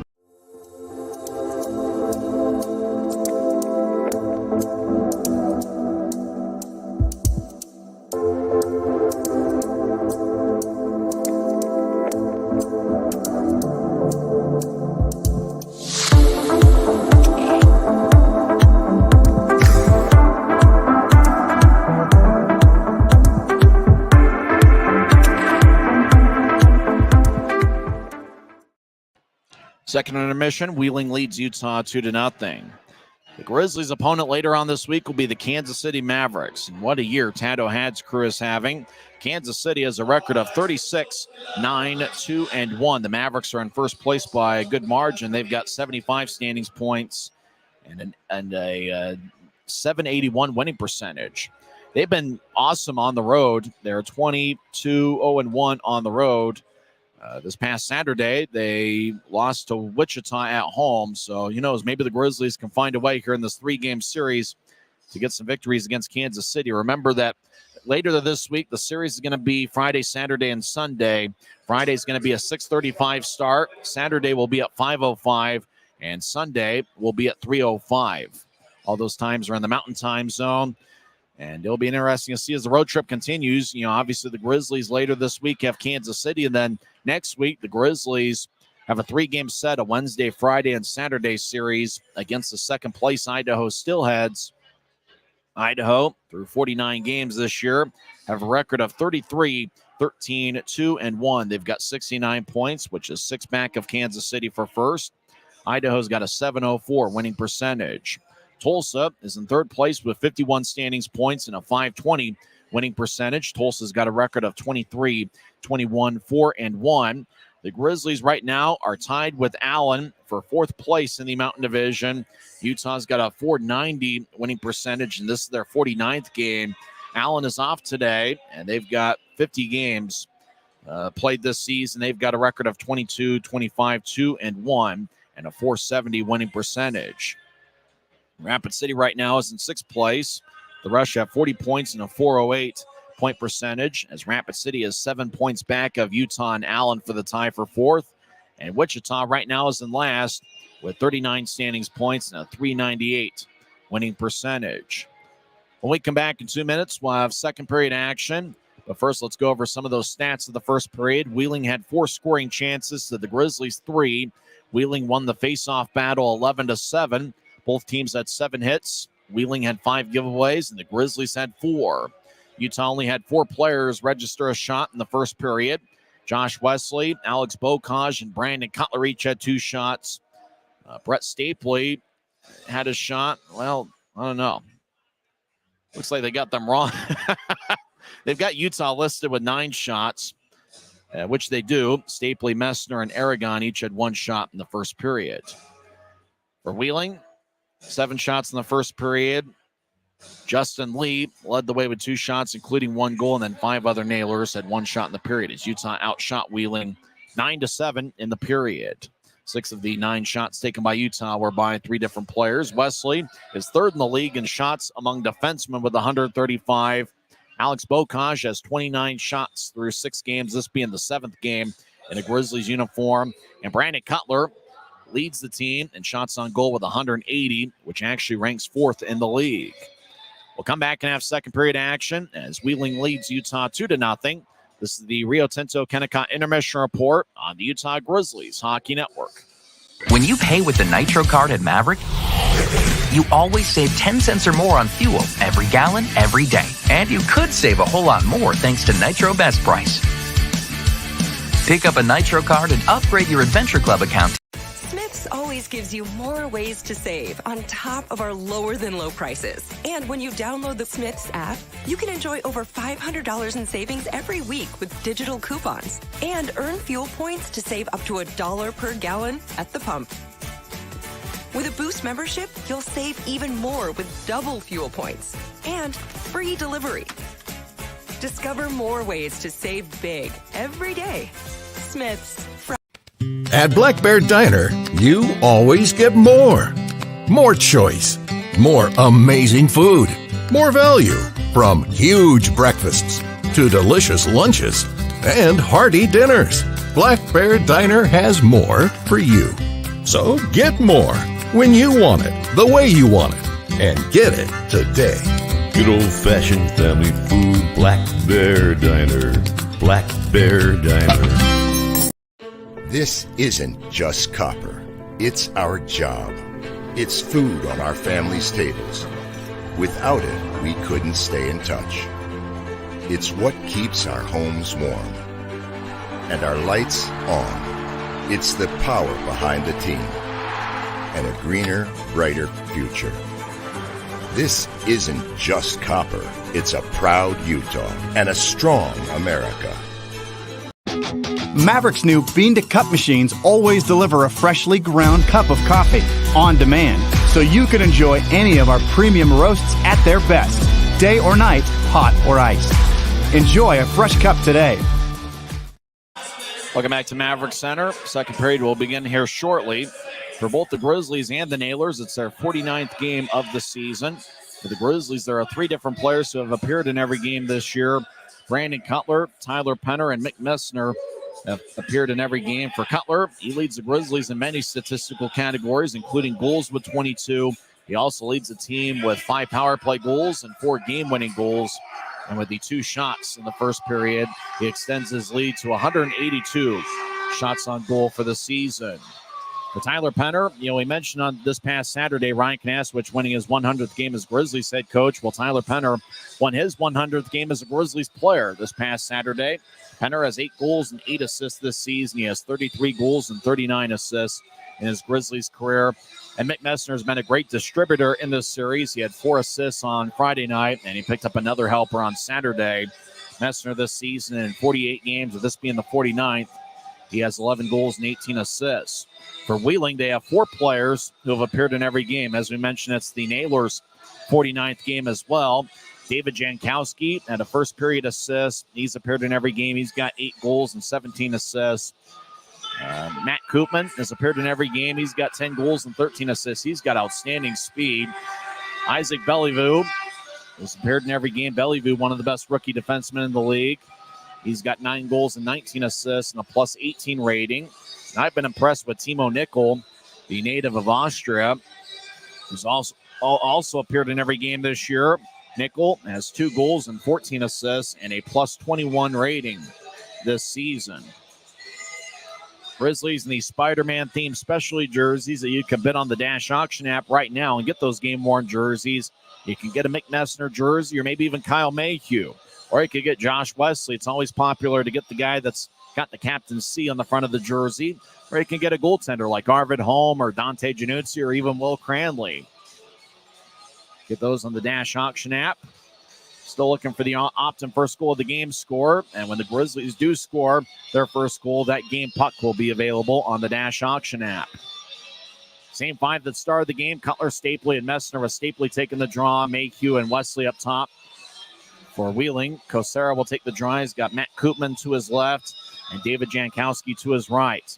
As Utah wins the draw, they'll dump it in, and it's going to be icing as we get our first whistle 6 seconds into the second period. The defensive pairing for Wheeling to start the second period is Louis Rail and Isaac Bellevue. Kosera talking with Rail and Bellevue. He'll take, looks like Jankowski's going to take the face-off against Stapley. Stapley's been unbelievable in the month of February. He's been a consistent performer for the Grizzlies all year. Draw one by Wheeling as Rail gets it towards the right side. Sorry, pass, shot, saved by Holm. Rebound, shot, saved by Holm again. Grizzlies will carry it out of the zone. Stapley crosses the center. He's surrounded by 4 Nailers, so Stapley will just dump it in and chase after it. He'll tap sticks with Bellevue. As Belly will get the puck. They'll skate down the middle. They'll move it to the left side for Koopman across the center. Koopman gets blasted by Josh Wesley. Kosera will now cross-check Wesley as the linesman looked like he got a piece of it as well. Craig Peterson got knocked down as well. Grizzlies cross center. Stapley will bounce it in. Cutler gets held up. We haven't had a single penalty in this game, and I'm not sure we're going to get many. As the puck bounced off the near boards to center ice, Grizzlies reset. Wickers over to Stucker at the Utah line. He'll angle out to the left as it bounced off of Bocaj's skate. It goes deep in the Nailer zone as Nickel gets shadowed by Bocaj as Nickel pushes across towards Drake. He'll move it ahead to Jarrett Lee, who will angle it out to the left. It ricochets off the near board. Stucker will let it go. No icing as I think Marc-Olivier Phaneuf's got an early flight here to catch. As over to the left side, Drake trying to get towards Lattaroux. He's challenged by Bocaj. Left point, Jarrett Lee keeps it in. He centers it. It bounced off the Grizzly onto Martel. Left side shot is saved by Holm. As Bocaj gets it towards Gallant across center ice. He'll float it in as Gallant chases after it. As Nickel will drop it off for Drake, who gets challenged by Bocaj, who gives him a good shoulder check. As the Nailers will lift it out of play, and it conks a fan in the head. Right in the front row of section 114. Hopefully that fan's okay. But they didn't see it coming before you knew it. Bam! Right there on the side of the head. Hopefully he's okay. It looks like a couple of attendants are going to check on him. There's a fan that got hit late in the game on Friday in the head with a puck. Hopefully that fan's okay. It looks like the angle of the puck got him just flushed where it didn't hurt him that much, hopefully. Draws the Nailer zone near side as puck goes to Wheeling. Wheeling skating from right to left as Laviolette pushes it ahead. Nailers step over the line. McChesney will bounce it in onto Holm. He throws it around his net towards the far side. As puck goes behind Utah's net, fits chases after it. They'll tap it to Aragon off the near boards. Aragon couldn't push it far enough. Left point, lefty shot is blocked away. That shot was taken by Dervin from the point.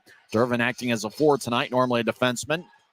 Grizzlies lift it to Semick, who couldn't get it about waist high, and icing is on Utah with 17:56 left in the second. Both teams up to 9 shots here, as the Nailers have the first 2 shots of this second period. Well, there's a lot of sports and entertainment options out there. We appreciate you choosing the Grizzlies this afternoon. Last of a 3-game homestand. Utah will be on the road for 6 straight, starting on Friday night against Kansas City, first of a 3-game set. And then next week, the Grizzlies will be in Boise for 3 straight games. Kosera will take the face-off against Tyler Penner, sporting about a 3 or 4 day growth. Penner, the Colgate product, 3rd-year pro, draw one by the Nailers. Timo Nickel, right side, righty shot. Glove saved by Holm. He holds on with 17:52 left in the second. Holm on Saturday night was outstanding, stopping 32 of 33. He was the number 2 star of the game, as Brett Stapley, who got the game winner late in the second period, was the number 1 star. Penner will take the draw once again. Draw one by Utah. Grizz have won 8 of their last 9 home games. Wesley gets the Fitz, who will backhand it to center ice. Puck skips towards Bellew at center ice. Will backhand it ahead, but it's taken by Mayhew. Mayhew gets around Bellew, who trips him up, no call. As that was more of a body check than anything else. Tripping probably shouldn't have been called. As far side, Penner deep in the Nailer zone. He gets held up along the end boards. Fitz joins the play, but the puck sports towards Jamie Rome, the Western Michigan product. He'll get it ahead. Shot Boomhauer skates towards his left. Slot shot saved by Holm, who tries to gather it. Now Boomhauer gets it. Shot. Oh, it hits the post on a backhand attempt. And the iron unkind. Now we get a whistle. As the draw is going to be, it looks like Holm's helmet came apart as the whistle blew.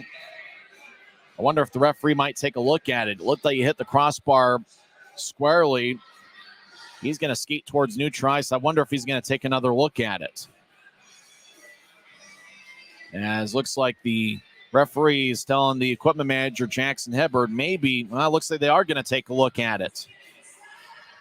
I think they're going to check to see if the puck crossed the goal line. As Boomhauer had the puck and this just kind of fired a backhand shot from out in front.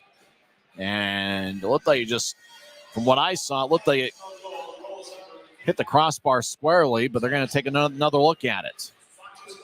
Marc-Olivier Phaneuf is the referee. Linesman Andrew Collins is also looking at the tablet. Craig Peterson is talking with acting head coach Christian Horn today. Ryan Knaswich out with, I believe, an upper body injury. No goal, says Marc-Olivier Phaneuf, and it's still 2-0 Wheeling.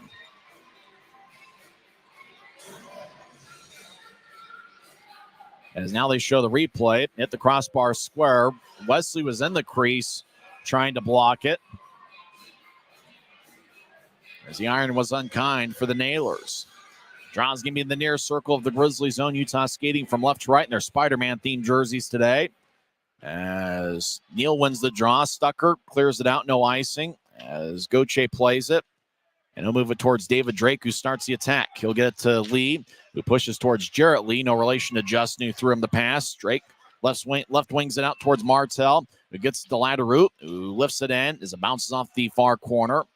As Wickers blows a tire as he's skating after it, but he gets it towards Bocage, back to Berg on the far side. Berg races out to center ice 1-on-3 as he avoids the back check of ladder route, but Justin Lee took it away from him. They'll move it towards Drake in the near side, out to Jarrett Lee, who pushes it ahead, but it goes back to Wickers in the Grizzly zone. Wickers in the corner. Now he skates around Holmes' net. Now he pivots back towards the far corner as Wickers will toss it to center ice towards Berg. Berg will skate in. He'll get it towards Neal, who couldn't reach it. Neal gets it off the near boards. Lefty shot goes wide as Mayhew gets it in the left point. They'll spin it towards Bocage on the far side. Bocage gets pushed by Kosera. Berg will skate over there as well as Neal. Bocage, now he's in the left circle, takes a righty shot, and it's blocked away. Puck goes back to the far corner, and it's moved ahead by Wheeling. Nailers get to center ice as Wheeling pushes towards their left. Now all alone down the middle is Kosera. Shot saved by Holm. Kosera gets it back far side. He'll chip it across towards Rail. We'll push it around the boards. Jankowski gets pushed by Jordan Stone as the puck goes to Koopman, who spins it to the far side. Rail couldn't keep it in as he was racing towards the far point. He'll move it out to Bellew at center ice. He'll fly it in as it taps off the far corner on one hop of the ice. Jankowski gets pushed by Cutler. Now the Nailers, right side, shot is blocked away. That shot taken by Durbin. Wraparound out in front goes wide, taken by Jankowski. On to Utah's got numbers. Grizzlies 3-on-2, but it's at the end of a shift as Cutler will just drag it in slowly as puck goes back towards Bellew. As the Nailers will get it to Jankowski. Make that McChesney. McChesney's small but has good speed. McChesney slot back in. Shot goes wide. McChesney signed from the SPHL before this series started. As Mick Messner crosses center ice far side. He'll chip it across off the near board. Stapley couldn't get it. Justin Lee gets pushed by his college teammate Stapley. They both play at the University of Denver on their national championship team 2 years ago. Justin Lee in the near corner gets it towards Laviolette, who scored the first goal tonight. Laviolette gets to center ice, and he'll lift it in. It goes high into the air. Stays in play as long-distance flight. Hippity hops back towards Mayhew. Wesley towards Messner, who gets a good hip check from Nickel. Grizzlies enter. Wesley, left side shot is blocked by Justin Lee, who's had a good series. Lee ahead towards Boomhauer across the center ice. Boomhauer got in a fight with Stone on Saturday. Boomhauer gets it one-handed away by Burke. Nailers keep it in near side. Nickel will toss it up top to Drake, who skates towards his right. Now backhand it towards Latteroot, who gets pushed by Burke. Now goes back to Drake in the right point across towards Nickel. He dances around now and moves it towards the middle for Martel. His shot is blocked by Burke. Wickers crosses center ice, steps over the line, right side. He gets hit by Nickel, who takes him off the puck. Drake gets pushed by Burke. Now Bocage battles along the near wall. Burke joins the play. Burke chips it to the corner for Bocage as he gets pushed by Drake. No call.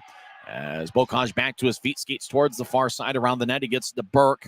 Burke on the left side gets to Bocage, who throws to Wesley left circle. Righty shot goes high as it taps off the glass. Stucker skates towards the near corner. Now rolls it around Nickel. Throws it between his legs to Martel, who sauces it towards the high slot. Getting to hippity hop puck is Burke, left side. Burke gets one-handed away by David Drake. Nailers clear it out. It looks like it's going to be icing on Wheeling. Boy, a couple of good looks by the Grizzlies, but Wheeling seems to be on point defensively, not only tonight, but they were pretty good defensively in last night's game, on Saturday's game. Wheeling has lost a few forwards to the AHL, but their defensive unit's been one of the best that Utah's faced all year. 13:33 left in the second. Wheeling has outshot Utah 7-0 here in the second period. So the Nailers have the first 7 shots here in the second. Grizzlies have fired away quite a few times, but just either missed high or wide. As Wheeling wins the draw, far side, action in the Nailers zone. Now Wheeling pushed out to center ice for Martel, one-on-one. Skates towards right side. Righty shot goes wide as he had Wesley shadowing him like a hawk. Puck bounces to the far corner. Penner delivers a good shoulder check on Kosera as the Nailers throw it back to the far side. Penner backhands it to center ice for Mayhew. Gets it to Fitz. Fitz at neutral ice. Gets pushed by Rail. But Fitz gets to Aragon and moves to the left side for Penner. Penner skates to the left circle. Great poke check by Bellevu as Penner was skating in on Goche. Wheeling crosses center. As the Nailers under the zone. Koopman gets back checked by Penner. Rail over to the left side for Bellevu. Fakes a shot. Now he fires towards the net. Gets redirected, but Holm was able to make a save right before Kosera, who was hacking away, trying to redirect it about waist high. 12:45 left in the second. Wheeling has outshot Utah 8-0 here in the second period. The score is still Wheeling 2, Utah 0 on the Grizzlies Hockey Network. Since 1939, America First has helped people start businesses, buy homes and cars, and achieve their financial goals. Today, our top priority is still the financial success of you and your family, which is why we're giving new members $100 when they sign up for a basic savings and checking account, and another $100 when they upgrade to premium checking and enroll in and use direct deposit. So head to americafirst.com today and join the credit union that always puts its members first.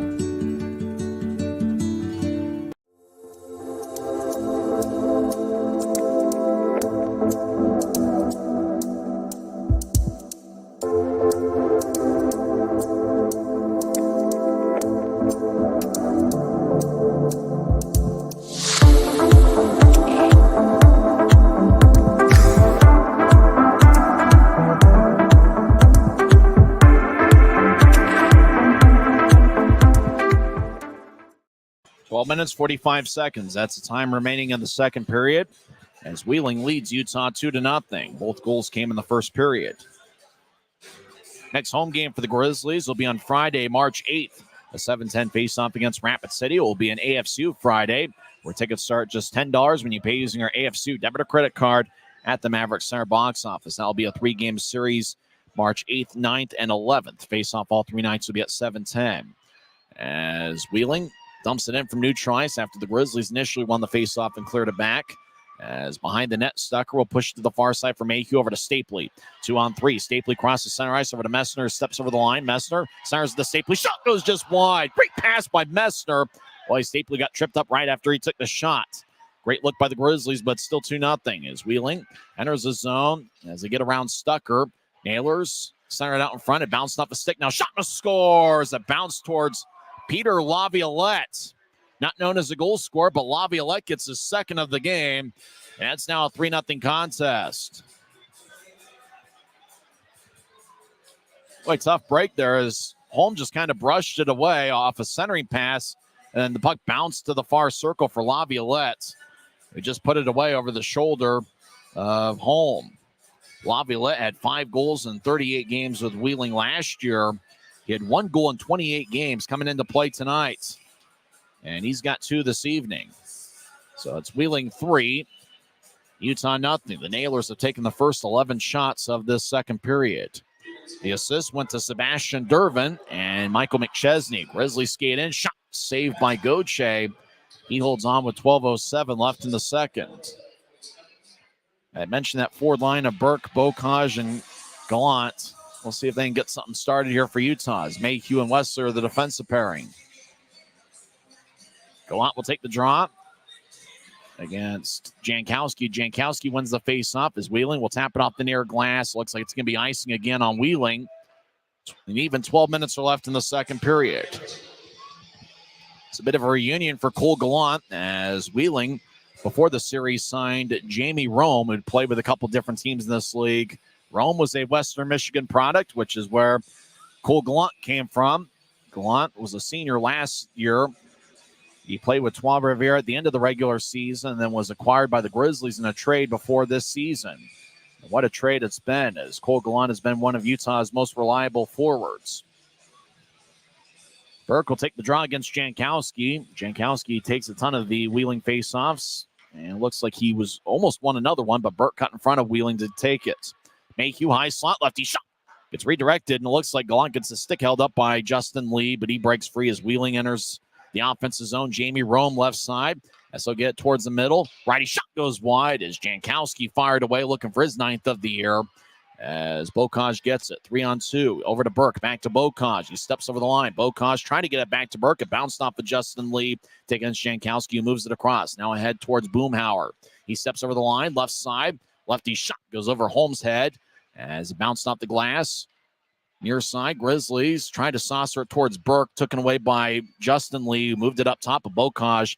Cuts in front of David Drake as Bocage steps over the line 1-on-4. Grizzlies change around him. Now Bocage will come off as Wheeling has it deep in their own zone. 9 minutes into the second period. Jarrett Lee couldn't handle it. Berg throws it back in as the Nailers will diagonal it off the far wall. 2-on-3 they enter.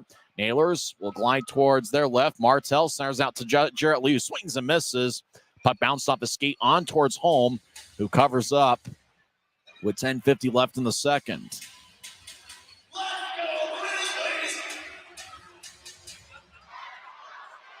We mentioned the 6-game road trip the Grizzlies have coming up. That homestand in March is going to be a 6-game homestand. Rapid City, March 8th, 9th, and 11th will be in town. And then the following week, Jeff Carr's Norfolk Admirals will be in town for a 3-game set. That'll be Saturday, Sunday, and Monday, March 16th, 17th, and 18th. It'll be interesting to see Keaton Jamison. Just recently, Norfolk signed Garrett Sargis, who was with the club the majority of the 2021-22 season. As action over in the near corner after the Grizzlies won the draw, Cutler gets held up by Jarrett Lee. Lee falls down. He gets back up, but the Grizzlies have the puck. Utah skates from left to right here in the second period. Grizz cross center. As Berg steps over the line wearing a college-style cage. Berg dances around the right point now. Tattoo it off the near boards. It goes back to Wheeling in the near corner. They clear it out to center. Oh, no. Martell's got a breakaway. Skates down the middle. Martell back in. Shot. Great save by Holm. As Martell put together a pretty good move on Holm, but Holm made a save on the backhand shot. As Drake over towards Martell on the left side. Martell across center ice. He'll flip it around the boards as Martell comes off after a quick shift. As Martell having words with Dylan Fitz. Utah lifts it high into the air as the puck bounces at the Wheeling line. Bellevue, shoulder fake. Now he gets to Justin Lee. Diagonal pass towards Koopman. He couldn't reach it. It's going to be icing on Wheeling with 9:51 left in the second. So we're past the halfway point. Peter Laviolette has 2 goals. That's certainly the big story here. Michael McChesney's got 2 assists for Wheeling. The Nailers have outshot the Grizzlies 17-10. As Utah looking for a comeback bid here in the second half of this second period. Penner will take the drives out there with Fitz and Aragon. The defensive pairing is Robbie Stucker and Quinn Wickers. If you joined us late, Grizzlies captain Josh Wesley was reassigned to the Grizzlies from the AHL's Colorado Eagles. Wesley has 1 assist in 7 games with Colorado and a +3 rating. Wheeling wins the draw. They flip it into the Grizzlies zone, chasing after it Stucker, but no icing on the play as Wickers behind his net. Will toss it to Penner. It tapped off his stick. It flies deep in the Nailers zone on the long-range feed. And it's going to be icing on Utah's Penner. Had it tap off his stick in Grizzlies territory. So we come back towards home. Both teams were off yesterday, and it was certainly needed. And, you know, you talk about third game in 4 days. That's certainly different than a 3-3 where both teams are just exhausted halfway through that third game. Draws game in the far circle. Penner will take it for Utah. The Grizzlies Iron Man. David Jankowski takes another faceoff. This one's won by Utah. Stucker in the far corner, keeps his head up. He makes good decisions with the puck. He'll throw it to center ice. As it bounced off, it fits onto Penner, who steps over the line. Penner gets around 5 Nailers. He'll take a righty shot, and it goes just wide. Oh, what a move by Penner. Just cutting through the entire Wheeling defense. Stucker right point, righty shot goes wide. Aragon looks to center to Penner, and it's one-handed by Justin Lee as the Nailers clear it out to center. Grizzlies have it back of their line. Wickers over to Penner, who taps it in. Grizzlies make a full line change. About 9 minutes are left in the second period. Wheeling leads 3-0. As Bellevue back of his blue line loses it. Now he gets it back as he's being shadowed like a hawk by Messner. He'll push it towards Justin Lee, who's been active tonight. He'll outlet it to center ice for Kosera, who dumps it in slowly as the Nailers fit in a line change. Grizzlies clear it back to center. As Drake gets it towards Nichols, the Nailers spread the ice in their own zone as he'll tattoo it off the near boards to Laviolette, who's on hat trick watch. As it goes towards home, who feeds it to the near side. Wesley will brush it ahead. As Stapley chases after it, as does Messner at center ice, but it's Wheeling that has it. They'll back it out into their own end. As Drake fakes to his right, now he'll pivot and throw it back to Nickel on the far side. Nickel over to the left for Laviolette, who steps over the line. Peter Laviolette fires towards the net. Holmes makes a save about ankle high. As there's 8:17 left in the second, Holm holds on. He has stopped 16 of 19. Draws game in the Grizzlies zone. Brandon Cutler and Brett Stapley come off the ice, as does Mick Messner. That was the 3-man unit that got Utah's late second period goal on Saturday, and that was the difference maker in the 2-1 victory. Draw in the near circle. Wesley's out there with Mayhew. Josh Wesley, the son of Glenn Wesley, who played, I believe, 20 years in the NHL. All-Star in 1989 and Stanley Cup champion in 2006. Utah wins the draw. Wesley lofts it out to center ice as Nickel will push it ahead towards Jarrett Lee. Latteroop over towards Lee, who skates down the middle. Lee drops it off for Drake. Back to Lee in the right point. Lee dances around. He gets pushed by Bocage, who loses his stick. Bocage gets the stick back as Lee continues to dance around. He'll throw it to the far corner. Now goes back to Lee in the right side. He'll push it across off the near boards. Burt tried to one-hand it out. It tapped off a Nichols stick, and it goes to center, but Wheeling's in control. Nailers backing out into their own end as Drake gets to Latteroot, who cuts in front of Gauthier.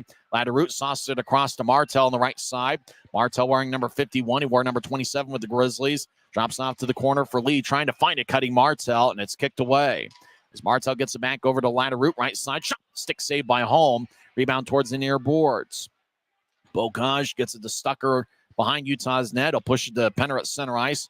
Penner ahead to Messner, to Mayhew. Mayhew across towards Burke. Left wing, lefty shot goes wide, and it taps off the glass and goes out of play. Boy, Nathan Burke had a wide open look there from the left circle, but just missed high on Gauthier. 7:14 left in the second. You talk about forwards that have been dependable for the Grizzlies. Nathan Burke has been dependable all year. Burke and Brett Stapley are tied for second on the team with 16 goals each. When Robbie Stucker came to the Grizzlies a week and a half ago, at least he had a familiar face in Nathan Burke. Those guys were teammates at the University of Minnesota for 3 years at the start of their college careers. Interestingly, in the same offseason of 2021, both guys transferred to different places.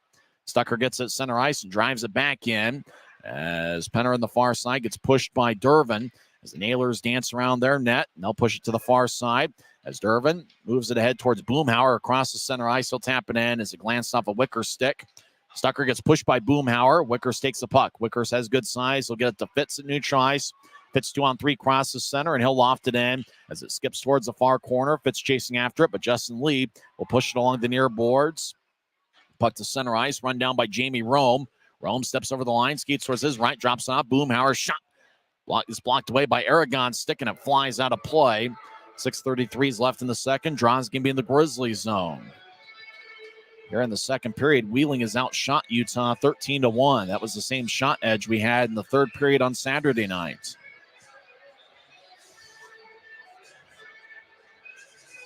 Grizzlies have done a pretty good job protecting home ice. They've won 8 of their last 9 home games. But today it's been Wheeling with 2 Peter Laviolette goals. Also a goal by another Nailer. Right side, lefty shot saved by Holm. Obviously, Justin Lee has the other Wheeling goal. Now left side, Kosara with a shot. It's blocked by Mayhew's stick. Puck goes towards Utah's. Brett Stapley crosses center. Still skate in, left point, gets to Berg. Berg right side, takes a lefty shot. Saved by Gauthier. And now some pushing and shoving as Josh Wesley and Jankowski exchange some words. Kosara pushes Berg. As it looked like Berg had the puck in the right side, just tried to get it between the arms of Gauthier, but Gauthier covered up in a hurry. 6:12 left in the second. You wonder if things are going to start to get physical here towards the end. It's the third and final season meeting between the clubs. And Berg just tried to get it right through Gauthier, but I've been really impressed with Gauthier here this weekend, not only on Friday night. He did allow 3 goals on 42 shots, but he did a great job keeping the Nailers in the game, and he's been sharp here so far. Berg with the second shot for Utah here in the second period. Berg will stay on the ice. He's out there with Stapley and Cutler. Mayhew and Wesley, the defensive pairing, draws in the right circle. 6:12 left in the second period. Wheeling leads 3-0. Draw one by Stapley as Cutler gets up top to Mayhew. We haven't had a single penalty in this game. Mayhew dances around the left point, gets to Cutler. One-timer, and it's blocked. Wheeling comes back the other way. Martell races down the ice. He's on the left side. He'll skate towards his right. He'll take a righty shot.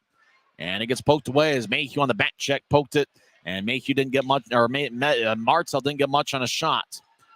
As Stapley out to neutral ice. So get it to Wesley, who skates in near side. Wesley gets hit by Lee and taken off the puck as Wesley gets to one knee and back to his feet. Jarrett Lee, as Lee gets to Martell near side. He'll move it across, tapped off a skate, and goes towards Justin Lee, who carries it across center ice. Lee will backhand it in. Nailers make a full line change. 5:30 and counting left in the second. Grizzlies outlet it to center for Cutler. It tapped off a stick. It goes to David Drake deep in the Nailers zone. As the Nailers, Drake will push it ahead to Laviolette, who dumps it in. Holm rolls it to the far side, cut off. Wheeling, they look for Laviolette cutting in front of the net, passes wide. Drake fires towards the net, and it's cut off by Stucker. They'll push it to center ice for Gallant. Gallant will drive it in. Gauthier has a tap off his stick, but he's able to gather it behind his net. Now I'll move it towards the far side as Burke centers it. Make that Gallant centering it. It's taken by Drake. We'll tap it off the near wall as Durbin will throw it in from center lightly. McChesney with 2 assists this afternoon. He collides with Stucker. Stucker wearing number 40. Will push it across towards Wickers, who skates around Holmes' net. As Wickers will cross center ice. He was acquired in a trade a couple months ago with Wheeling. As Wickers will skip it into the right corner at the end of his shift. Laviolette gets it, and he'll move it to his right. As Nailers, left wing enter the zone. McChesney will float it into the near corner. Wesley with a big-time hit on McChesney. As puck goes back to Utah. As Bocage throws the center ice Gallant at his stick break. He gets a new one from Jackson Hipper, the equipment manager. Actually, Gallant's just going to come off and Penner replaces him. Rome steps over the line, skates towards the left circle, lefty shot. Saved by Holm as he absorbed it. And now after the whistle, some pushing and shoving with Shaw Boomhauer and Josh Wesley. As Wesley dragged Boomhauer's helmet off his head. 4 minutes, 10 seconds left in the second period. It's the Nailers 3 And the Grizzlies nothing. We're back in 1 minute on the Grizzlies Hockey Network. From commercial to recreational truck accessories, Mountain Land Truck Outfitters has got what you need. Flatbeds, spray and bed liners, lifts and leveling kits, wheels and tires. Mountain Land Truck Outfitters proudly uses a brand you know and trust. And with our experienced, knowledgeable, and friendly staff, your visit here will be informative and enjoyable. Stop into our convenient location in Provo at 265 South 100 West or call 801-225-4637 to get a quote for your fleet or individual truck. Mountain Land Truck. The road can be a crazy place. Uh-oh. That's why Les Schwab Tires fixes brakes, steering, and more. And those guys don't. Keep driving. I'm just glad Les Schwab puts my safety first, so I can backseat drive with confidence. Stop in for our Founders Celebration Sale and save up to $150 on select sets of Ford tires. Les Schwab Tires, doing the right thing since 1952. Wheeling leads 3-0 as we're having some fun on a Monday afternoon. Grizzlies won the first two games of this series, winning 4-2 on Friday night, and then Saturday winning a 2-1 nail-biter. Pun not intended, of course. Draws give me the Grizzlies zone near side. Wheeling has outshot Utah 15-2 here in the second period. Kosara will take the draw for Wheeling against, I believe that's Tyler Penner. It is Penner, as Andrew Collins, the linesman, standing in front of Penner.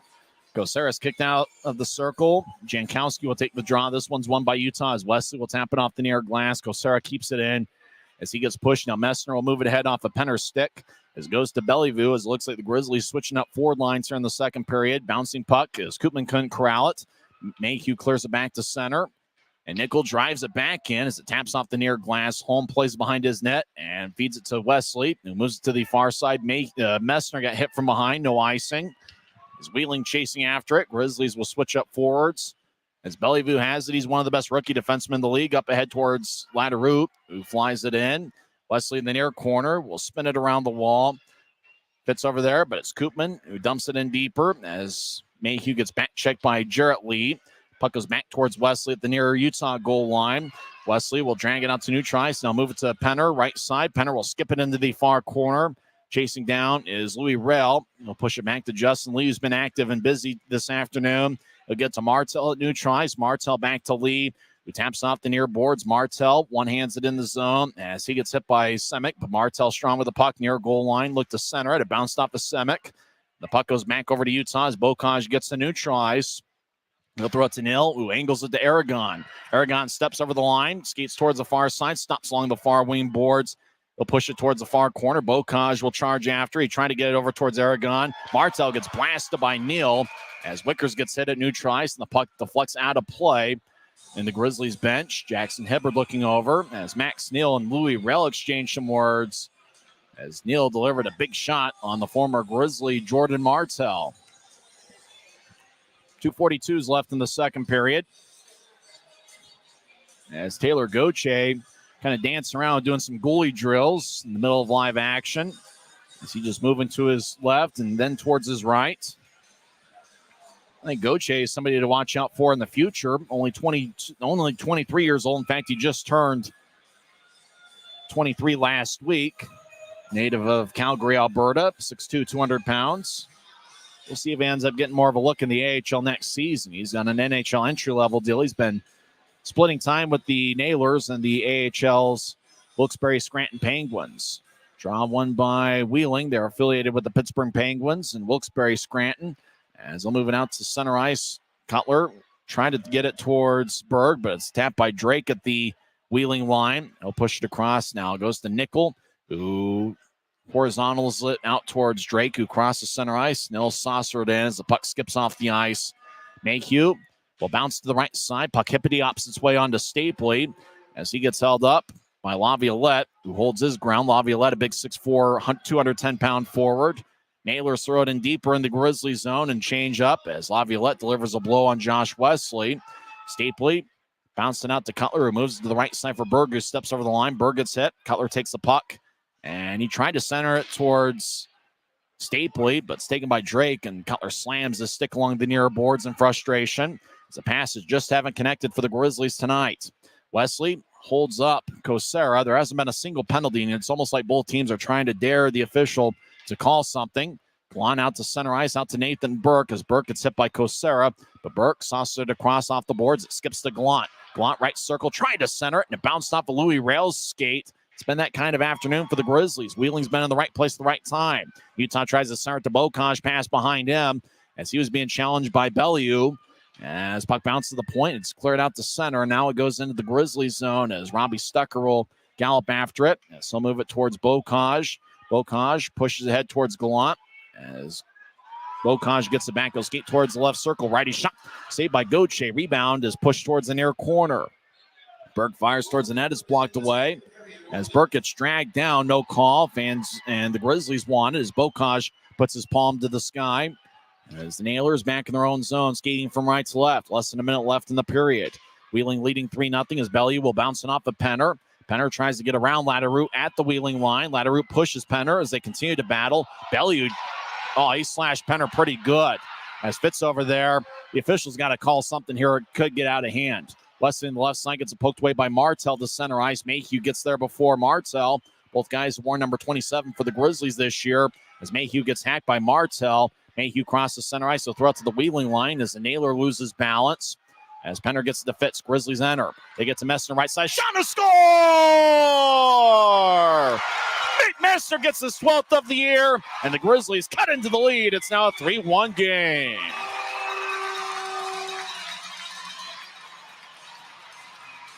Boy, the Grizzlies were able to get in the zone. Wheeling was not set defensively. Then Fitz moved it to the right side, and Messner put it away.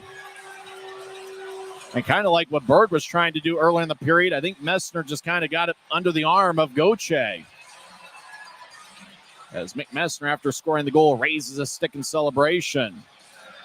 Messner gets his 12th of the year. He has a point in all 3 games in this series. Dylan Fitz will get an assist, as well as they say number 11. There's not a number 11 for the Grizzlies, but Mick Messner gets the 12th of the year. Fitz will get an assist. That's his 11th of the season. Oh, they say it's Brett Stapley getting the assist. So Stapley and Fitz with the assist. That's big for Stapley. He now has a point in 4 straight games. So Messner with the goal. Stapley and Fitz with the assist. Time of goal, 19:45 into the second period.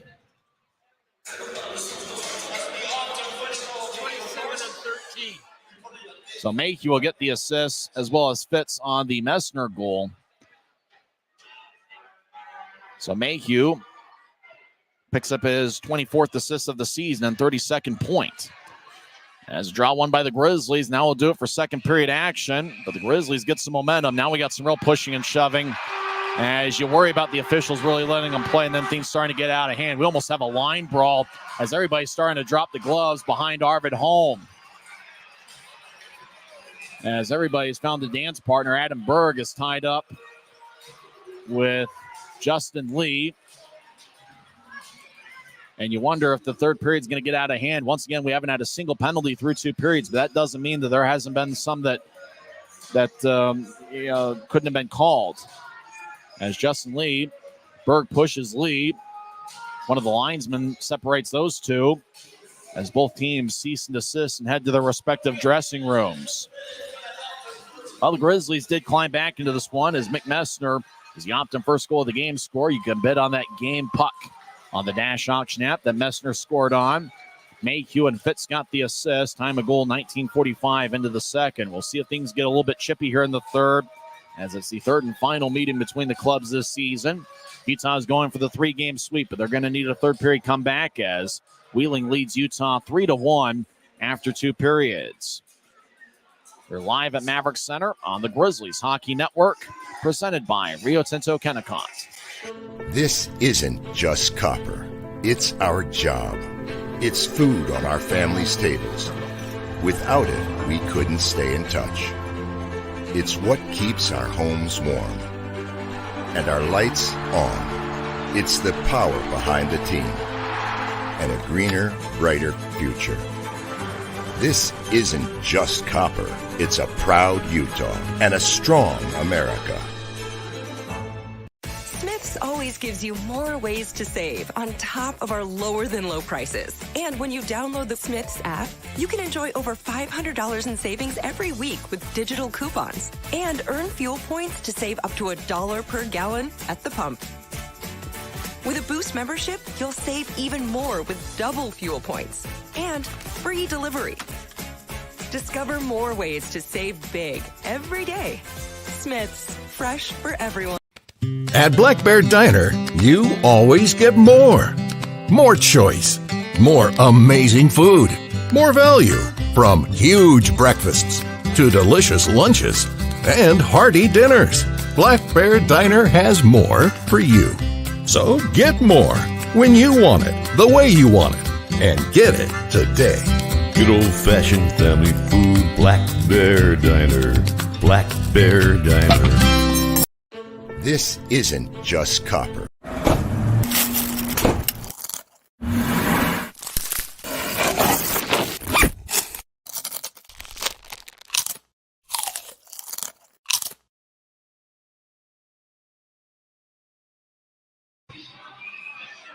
Second intermission here at Maverik Center. Wheeling leads Utah 3-1, but the Grizzlies did get some momentum as Mick Messner got his 12th of the year, 1945 in, with Fitz and Mayhew getting the assists.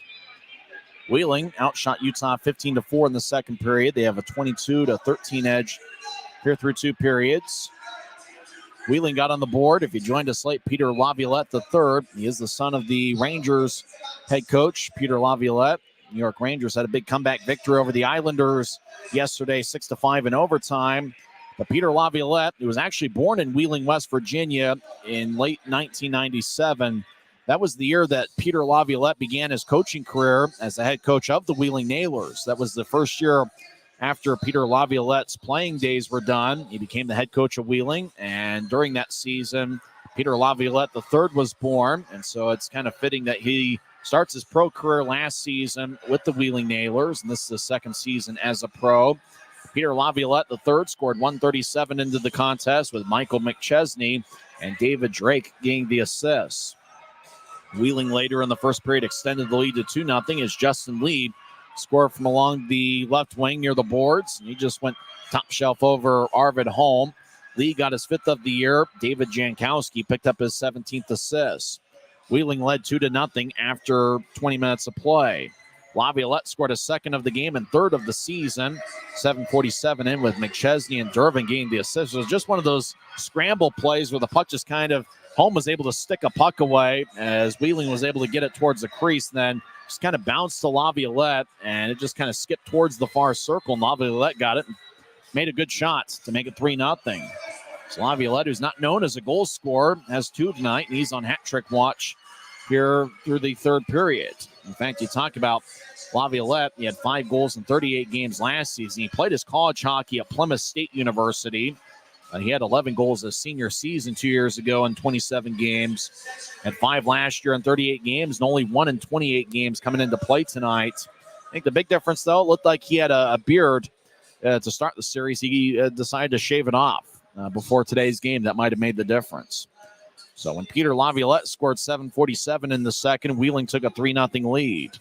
And then late in the second period, well, there was a lot of physical play, and you kind of wonder, with no penalties being called, and I think both teams knowing that they can get away with quite a bit, you know, the play started to get really chippy in the last 2 minutes of the second period. Kind of led to some scramble moments. The Grizzlies had one where Wheeling wasn't really set defensively. Fitz was on the left side, just moved it across to Messner. Messner had a good look from the right side. He was able to get it through Taylor Gauthier. I wonder if they found a weak spot there between Gauthier's arms, because it looked like Berg was looking for a shot there early in the second period, and this one by Messner connected. He is the Optum first goal of the game, scored 19:45 in. Messner had 5 assists earlier in this series, and he picks up his 12th goal of the season. Dylan Fitz got his 11th helper of the year, and for Kyle Mayhew, it's his 24th assist. Mayhew is now second on the team with 23 assists, as Mayhew came into play tied with Cole Gallant for second on the team in assists. Brett Stapley leads Utah with 28 assists this season. So it's Wheeling 3, Utah 1. And when we come back, we'll go over some scores from around the league, as well as some NHL scores as well, as the Nailers have a 2-goal lead heading into the third period. We'll see if the Grizzlies have a comeback attempt in them, as Grizzlies are wearing the Spider-Man themed specialty jerseys. You can bet on those on the Dash Auction app. You can also bet on the Mick Messner game puck on the Dash Auction app as well. It's the Nailers 3 and the Grizzlies 1, and we are live at Maverik Center on the Grizzlies Hockey Network. Since 1939, America First has helped people start businesses, buy homes and cars, and achieve their financial goals. Today, our top priority is still the financial success of you and your family, which is why we're giving new members $100 when they sign up for a basic savings and checking account, and another $100 when they upgrade to premium checking and enroll in and use direct deposit. So head to americafirst.com today and join the credit union that always puts its members first. From commercial to recreational truck accessories, Mountain Land Truck Outfitters has got what you need. Flatbeds, spray and bed liners, lifts and leveling kits, wheels and tires. Mountain Land Truck Outfitters proudly uses a brand you know and trust. And with our experienced, knowledgeable, and friendly staff, your visit here will be informative and enjoyable. Stop into our convenient location in Provo at 265 South 100 West or call 801-225-4637 to get a quote for your fleet or individual truck. The road can be a crazy place. Uh-oh! That's why Les Schwab Tires fixes brakes, steering, and more. And those guys don't. Keep driving. I'm just glad Les Schwab puts my safety first, so I can backseat drive with confidence. Stop in for our Founders Celebration Sale and save up to $150 on select sets of Ford tires. Les Schwab Tires, doing the right thing since 1952.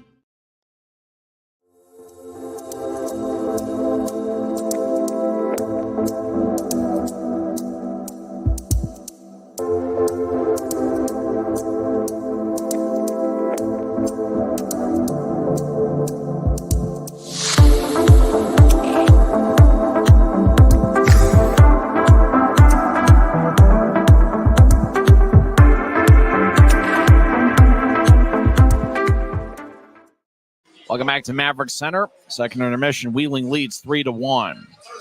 Other action in the league, Worcester defeats Orlando 4-2. Reading gets a 2-1 victory over the Newfoundland Growlers.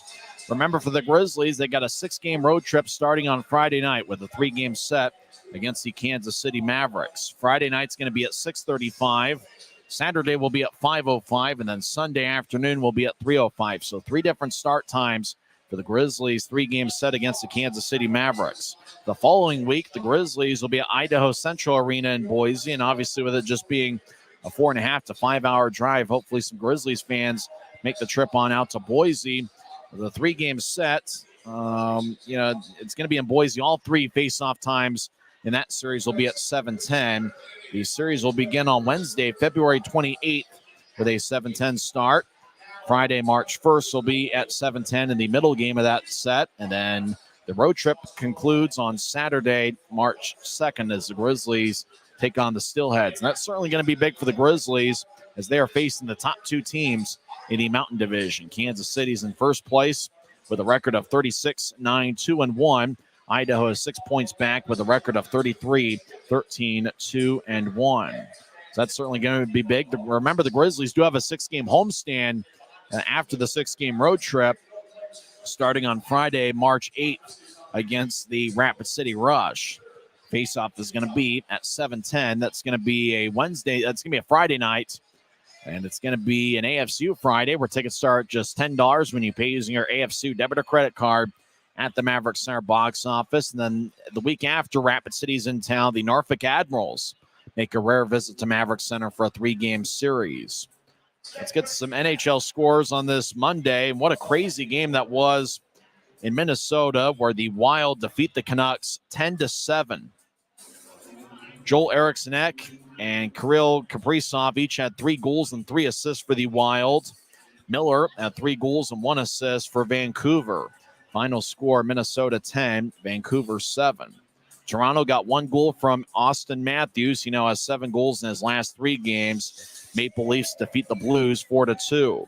Boston in a shootout defeats Dallas 4-3, and it was also a 4-3 final as Anaheim defeats Buffalo.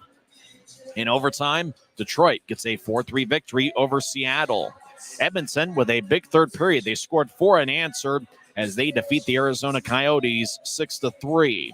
It was also a 6-3 final as Calgary defeats Winnipeg. And Vegas shuts out San Jose in a 4-0 hockey game.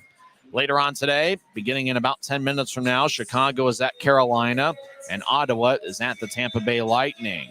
When we come back, we'll go over some more stats of the first 2 periods of play, and we'll filter on into third period action as Wheeling leads Utah 3-1 as we're live at Maverik Center, grooving on a Monday afternoon to whatever music this is on the Grizzlies Hockey Network. Maverik's new bean-to-cup machines always deliver a freshly ground cup of coffee on demand, so you can enjoy any of our premium roasts at their best, day or night, hot or iced. Enjoy a fresh cup today. This isn't just copper. It's our job. It's food on our family's tables. Without it, we couldn't stay in touch.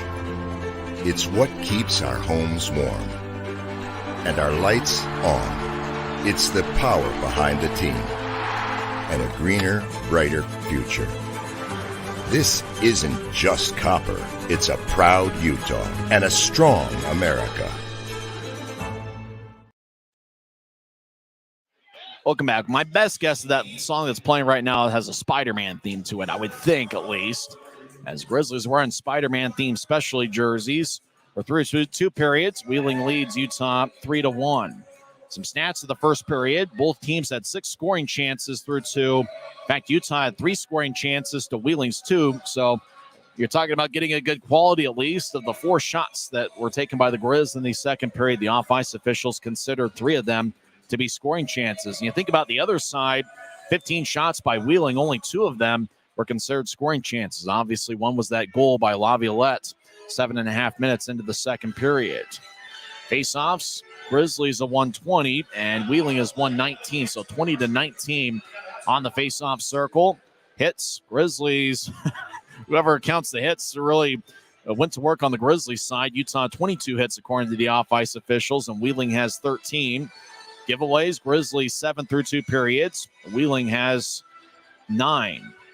Wheeling had 5 giveaways in the first and 4 in the second. For the Grizzlies, 4 giveaways in the first period, only 3 in the second. We'll see if the Grizzlies have a comeback attempt in them. Remember, the Grizzlies did pull off that great comeback in late January, overcoming a 2-0 deficit and scoring 4 unanswered over the span of 9 minutes and 33 seconds to defeat Rapid City 4-2. Grizzlies also had a pretty good comeback in early November against the Wichita Thunder. And so we'll see if the Grizzlies can do it here in the third period. The one thing for Utah, though, they have played well in third periods as of late. In fact, over the last 12 games, the Grizzlies have outscored opponents 17-8 in the third period. So we'll see if Utah has a good one here in store. You almost have a feeling that the first 5 minutes of the third period could end up setting the tone for the rest of the game. I'll see what happens here, as I think this might be more of a Spider-Man themed song that's playing here at Maverik Center, as fans are looking at themselves on the video board. As we got a good Monday afternoon crowd here, the annual President's Day Monday matinee. Today, Wheeling leads Utah 3-1 in the series finale. It's the last time these teams will meet this season. Utah won the first 2 games of this set, 4-2 on Friday and 2-1 on Saturday. We'll see if the Grizzlies have a comeback in them here in the third period. Once again, the score after 2 periods, it's Wheeling 3 and Utah 1. And we're live at Maverik Center on the Grizzlies Hockey Network, presented by Rio Tinto Kennecott. This isn't just copper. It's our job. It's food on our family's tables.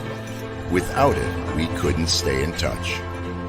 It's what keeps our homes warm and our lights on. It's the power behind the team and a greener, brighter future.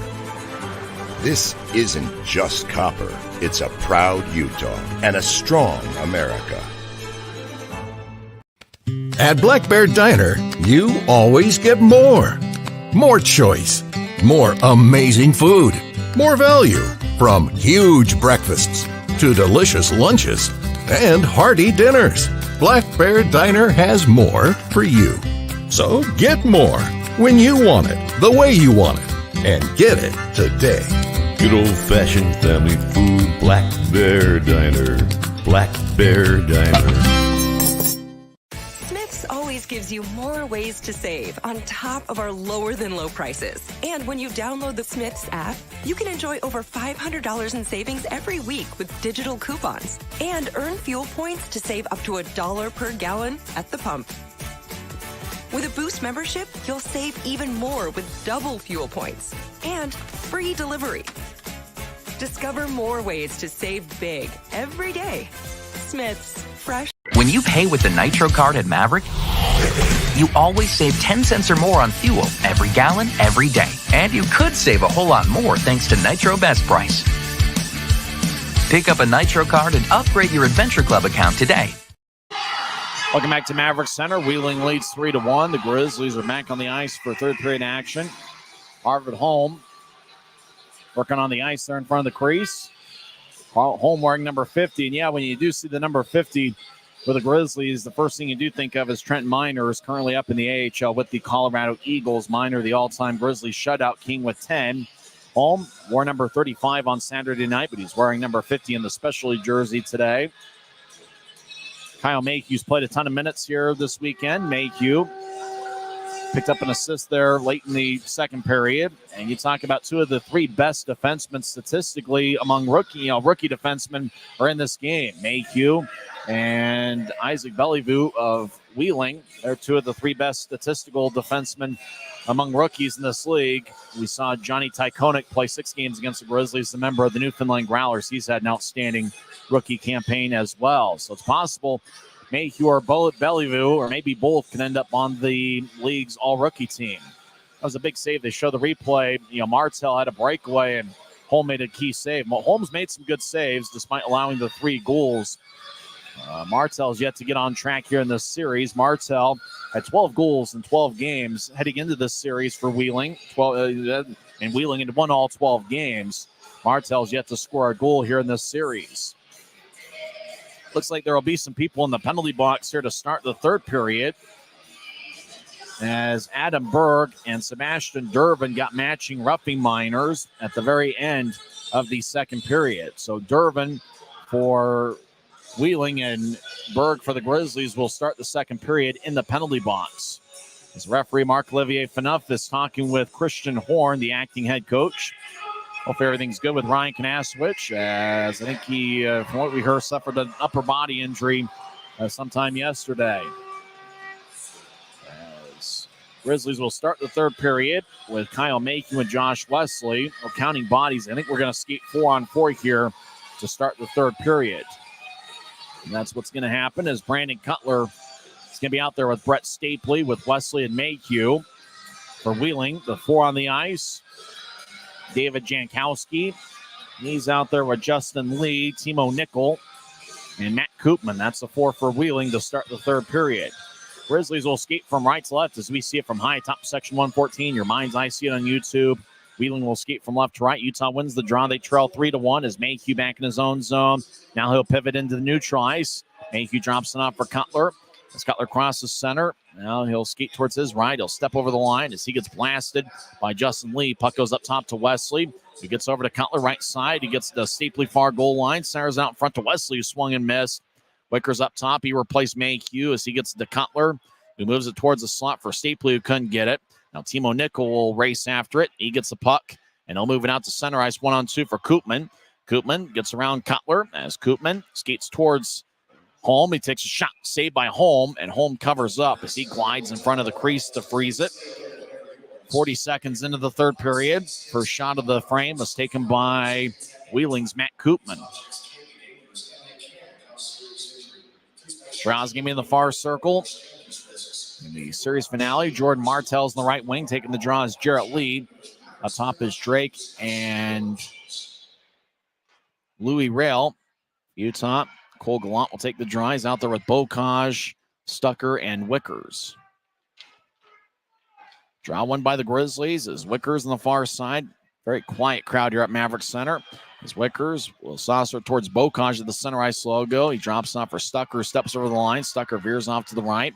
He had 1 goal with South Carolina last season at the end of a to start his pro career after the end of a college career. As bouncing puck in the right point.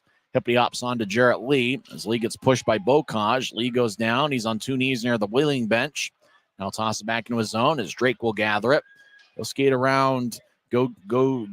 Skate around Goche as the Nailers get out to neutralize. Now skating in Martel, left wing. He'll fall down as the ice looks like it's taking a little bit of time to settle in, as it looks like it's pretty slippery out there. As Martel back to his feet slowly. Burke lifts it in. It's kicked by Goche as Burke in the far corner danced around.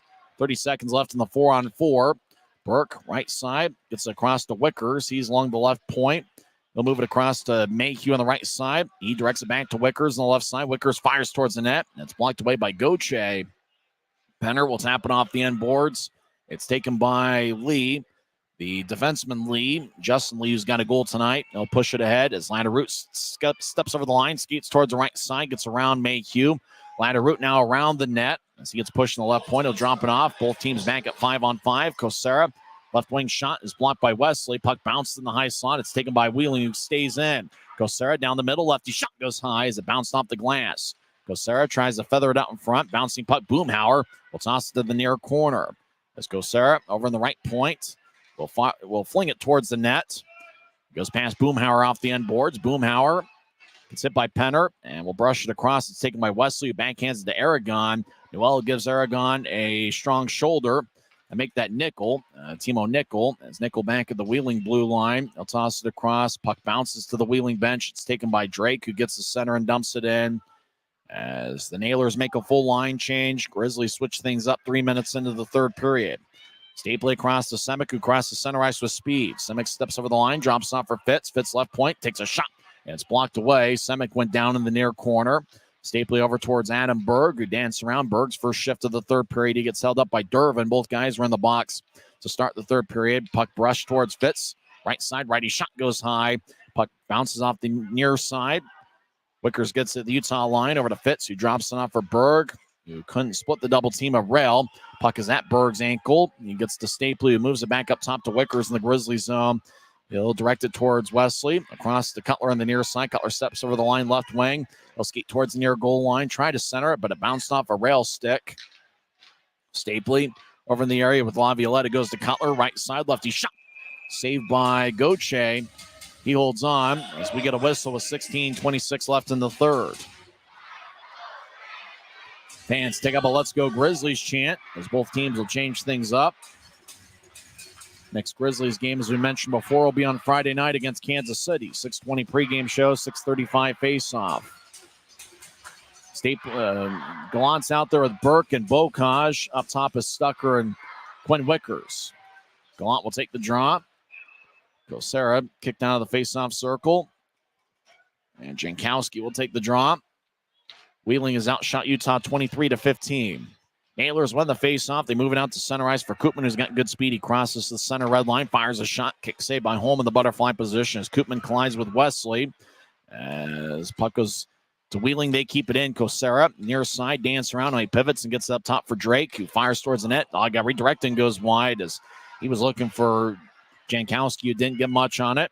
Gallant crosses center ice. He'll throw it in slowly. Grizzlies switch up forwards around Gallant as the Nailers have the puck skating from left to right. They'll move it to the near side for Drake, who will carry it out to center ice, and they'll toss it to Koopman. Koopman has a tap off his stick. He races to get it in the near corner. Koopman stops, and he pivots. He throws it out to center ice. It bounced off a Grizzly stick, and it flew towards Justin Lee. Lee fires it back in as Stucker gets the hot one off the boards. He'll feed it out to center ice. It's picked off by Timo Nickel. He collides with Penner, who moves it back towards Wheeling territory. Fitz deep in the Nailer zone as he gives a good shoulder to Lee. As Fitz trying to be strong with the puck as Messner gets pushed. Messner up top towards Mayhew left point. Mayhew dances around the right. Now he skates towards his right. He gets around Latteroot. Mayhew left side swings and he gets dragged down. First power play of the game is going to be on the Grizzlies. Lee pushes Fitz after the whistle, trying to get Fitz to lose his cool. But what a move by Kyle Mayhew. You talk about the great skating ability, getting around Latteroot. Then he got dragged down, and Latteroot's going to go to the box.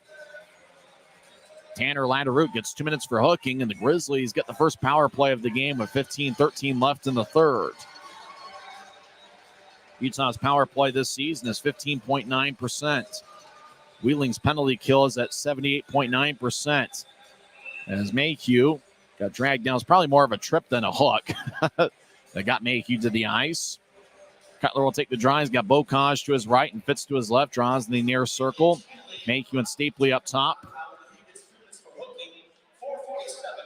Time of Latteridge penalty. 4:47 into the third. Draw one by Utah as Mayhew's in the left point. He'll get it to Stapley on the right side. Stapley directs it back to Mayhew. Mayhew fires a shot that goes wide. Glove side on Gauthier, which is his right. Bocage over to Cutler, across to Stapley, dance around the right side. Now he skates towards the far corner. Stapley keeps his head up. He gets it back up top to Cutler on the right side. Cutler dances around. Now he gets it back to Stapley. Stapley, far side, up top for Mayhew. Skates towards his left. Mayhew fakes it towards Bocage. Now he gets it towards him. Bocage across to Stapley. He's on the right side. Stapley being shadowed by Koopman. He'll drop it off for Cutler. Right circle, lefty shot. Goes just wide and out of play off the protective netting. As Cutler had a pretty good look from the right side. Just missed wide. 1:23 left in the Utah power play. It's the first power play by either side. We had a 2-minute span there to start the third period where we were skating 4-on-4. Same five on the ice for Utah. As Cutler talks things over with Alex Bocage. Bocage now up top with Mayhew. Stapley will take the draw. Cutler will settle in on the right wing.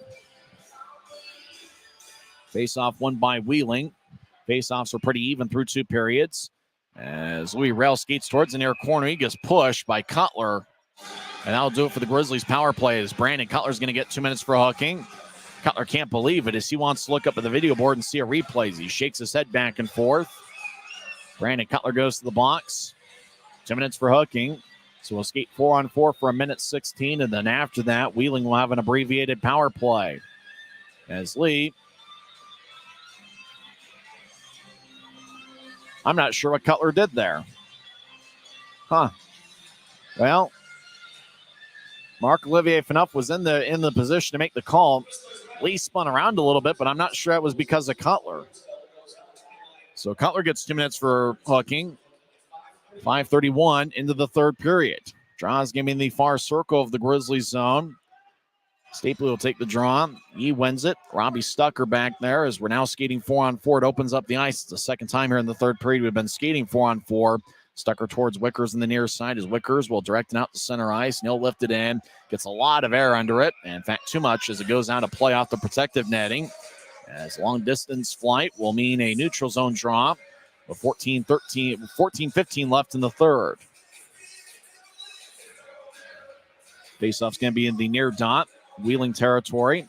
The Nailers will get 4 new skaters on the ice. Actually, the faceoff's going to be at center ice. Cosera will take the draw against Stapley. Wicker's played a lot of minutes. He's been a dependable performer for the Grizzlies over the last couple months.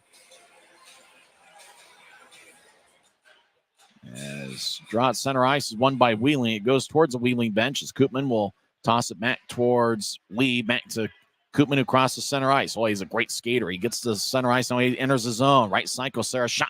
Kick saved by Holm in the butterfly position. Stapley gets the rebound. He crosses center ice. Wheeling back defensively. Stapley over to Stucker. Gets a good shoulder from Jankowski. Or make that Cosera as the puck wobbles outside like a spinning top back to neutral ice. Wickers gets it. He's back in his own zone. Wheeling will switch out a few skaters. In fact, it looks like 3 of the 4 will come off. As Wickers about 15 feet in front of Holm. He'll direct it to the left side for Burke. As he steps over the line with speed. Burke fakes to his left. Skates towards the left circle. Take a shot. And it glances off a belly stick. And he goes out of play with 13:32 left in the third. 19 seconds left in the 4-on-4. And then Latteroute will come out of the box. And Wheeling will have a power play for about 45 seconds after that. Bocage on the ice with Burke. Mayhew and Wesley, the defensive pairing. Since we're skating even strength, we'll have a timeout on the ice.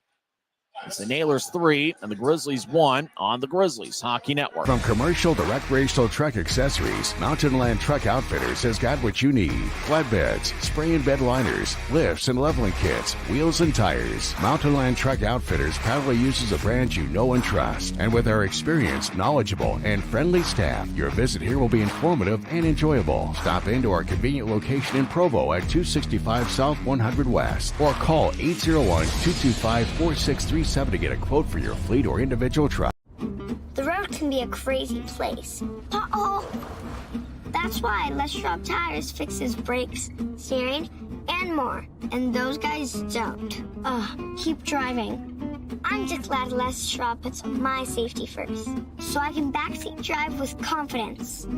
Stop in for our Founders Celebration Sale and save up to $150 on select sets of Ford tires. Les Schwab Tires, doing the right thing since 1952. 13:32 left in the third. We're skating 4-on-4 for the next 19 seconds. Then Wheeling will have a power play after that. Wheeling leads 3-1. They got 2 goals from Peter Laviolette the third. Justin Lee also has a goal for the Nailers. McMessner scored with 15 seconds left in the second period to get Utah on the board. As Wheeling will race out to center ice. Now they cross center. Koopman enters the zone. Koopman shifty on his feet. So skeet towards the corner. Now he gets up top to Lee. Coming out of the box is Latteroop as Wheeling starts a power play. Lee will drop it off for Bellew as Bellew gets pushed by Bocage. Bocage gets the puck. He skates around Holmes' net. As Bocage now dances around the far corner. Now he pivots, gets pushed by Bellew and gets divorced in the puck. Latteroop, left side, gets up top to Martel. Martel skates towards the left circle. He's dangerous on the power play. Gets up top to Bellew. As Bellew back towards Martel. Martel will drive it towards the far goal line. Now back up top to Lee. One-timer saved by Home. Rebound shot and a score. That's Tanner Latteroop's second of the series. This baby might be in the refrigerator. It's now a 4-1 Wheeling lead.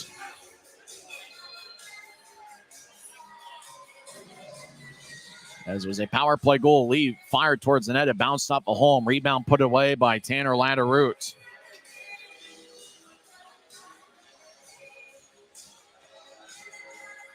Latteroop, who scored Wheeling's lone goal on Saturday, gets a power play tally.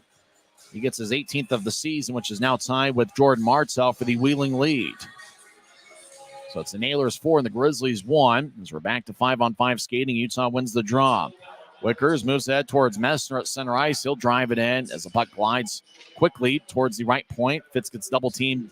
Laviolette took it away. Now bouncing off of Fitz. It goes towards David Drake. He's deep in the Wheeling zone. And so backhanded ahead to McChesney, who's got 2 assists. As the Nailers cross center ice, Laviolette lugs into the zone. Left side doesn't have much speed. Laviolette around the net. Will push it across towards Durbin, who's playing forward instead of a D here tonight. He's a defenseman by trade. Right side, McChesney gets up top towards Nickel. Across, left side, righty shot. Glove saved by Holm. He holds on. The shot was taken by Louis Rail. He's got 1 goal this season, and that came this past Friday in the series opener. So Wheeling's power play goals scored 7-13 in. Latteroop gets his 18th of the year. Justin Lee got his 16th assist this season. And Jordan Martell gets his 14th assist. So Justin Lee now has 1 goal and 1 assist. It's 4-1 Nailers, 12-10 left in the third. It's Wheeling trying to salvage the third game of the set after Utah won the first 2. Utah wins the draw as Burke gets it ahead towards Berg. Berg throws it to Stapley. Right side shot saved by Gauthier as Wheeling lifts it back in the Grizzly zone. As Stucker and Mayhew chase after it. Icing is on Wheeling with 11:53 left in the third.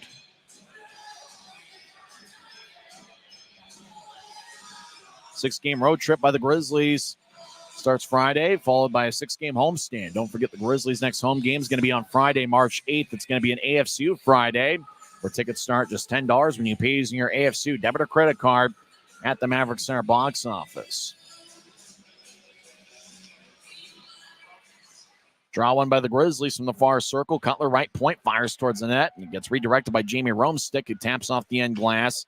Stapley gets pushed, but he's strong with the puck as he's to the near side. Stapley one-hands it towards Stucker, but instead he keeps it. Now Wheeling takes it away, and they lift it out to center. Stucker gets it back at the Utah line. He'll tattoo it off the near boards. It goes to Cutler. He'll move it across off Stapley's stick. It goes deep in the Nailers zone. Run down by Timo Nickel, who moves it towards Rail, who's had a good series. He loses. Berg in the near corner, but but taking it back away is Louis Rail, who backhands it. Wheeling thought it exited the zone. Mayhew kept it in as Mayhew gets blasted by Shaw Boomhauer. Boomhauer levels the boom, aptly named. He'll move it out to center ice for Jamie Rome, who throws it in. Rome's a pretty big guy. This is at 6'2", 212, looks bigger than that. Stucker behind his net. 9 minutes into the third period, it's 4-1 Wheeling. As Grizzlies lose the puck at neutral ice, Wheeling skates back in. They center it. Righty shot saved by Holm. That shot's taken by Jankowski. As Koopman gets double team far side. As Koopman throws to the far goal line. Sharp angled shot hits the side of the net. That was taken by Jankowski. And the net comes off its moorings. So we get a stoppage of play with 10:41 left in the third. Almost looks like Marc-Olivier Phaneuf is giving Holm a warning. And Holm's shakes his head back and forth. Holm listed at 6'4", 213. I'm not sure he's 213. He looks pretty lean when you see him without his jersey on. But he is every bit of 6'4", if not taller than that. Draws game in the far side. Penner will take the draw in the Grizzlies zone. And it's won by Utah. Taking it for Wheeling was Laviolette, who's got 2 goals this afternoon. Messner push into the Wheeling zone, taking it's Durbin. As Durbin around the net, there's not much energy here in the building as Wheeling has sucked the air out of the Maverik Center oxygen tank. As Wickers steps over the line, he gets pushed down. I think the Grizzlies are offside. And that's exactly what the call Andrew Collins makes.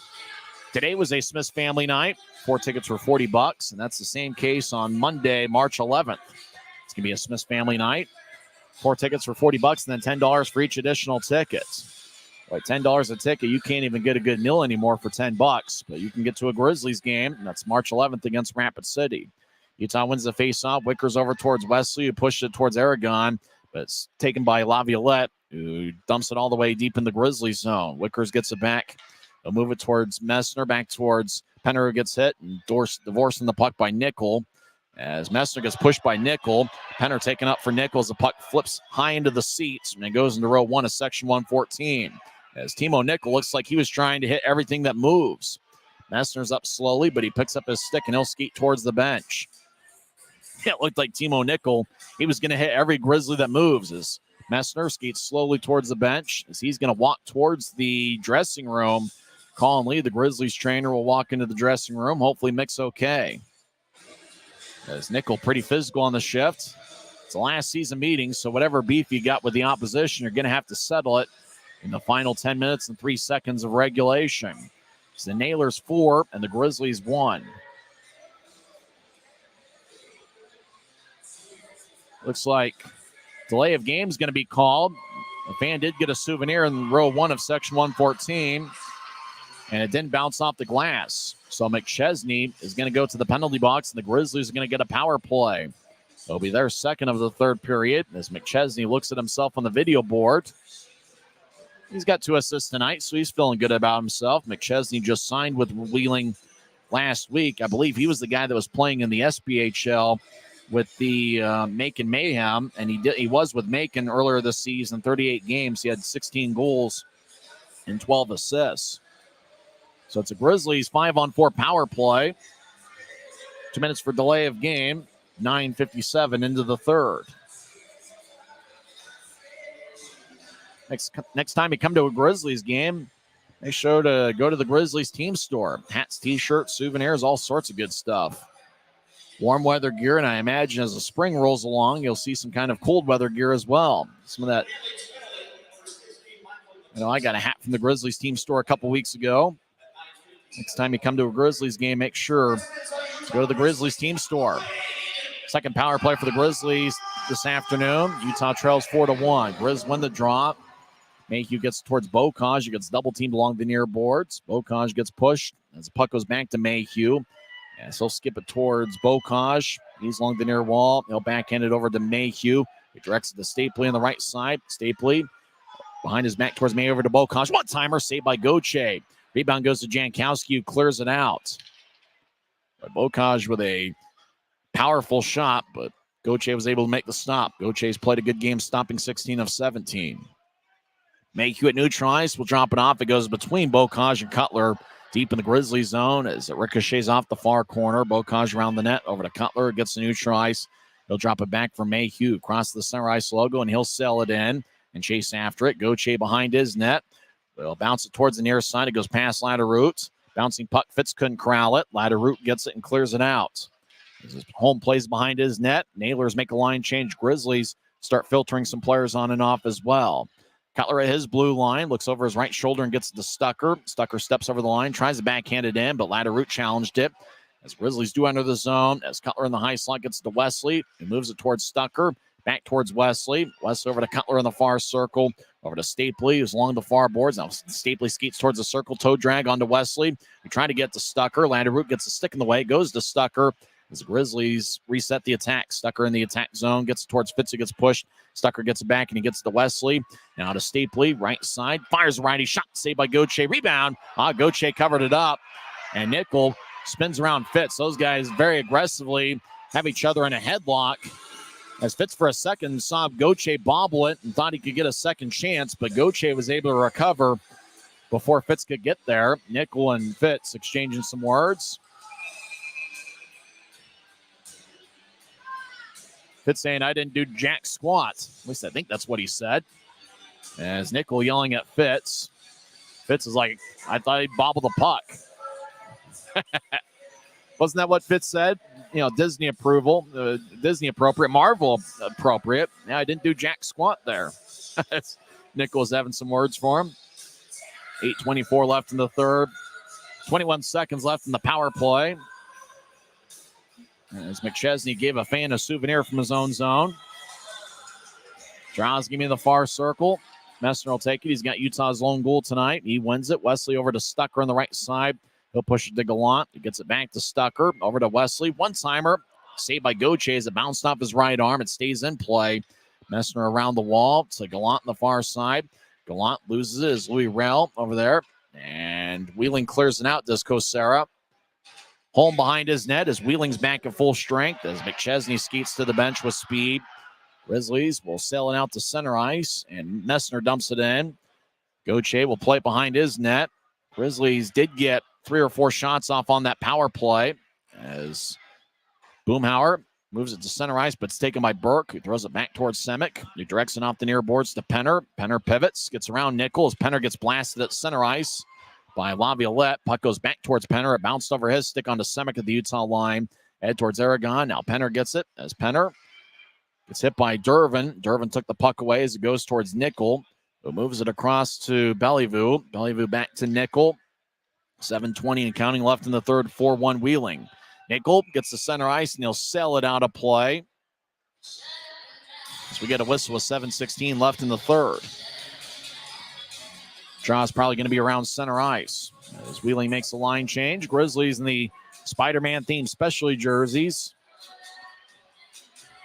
Grizzlies wore Grizzlies Fight Cancer jerseys on Friday and Saturday. The highest bid in the dash auction was Dylan Fitz. His jersey went for $535. Mick Messner went for $510.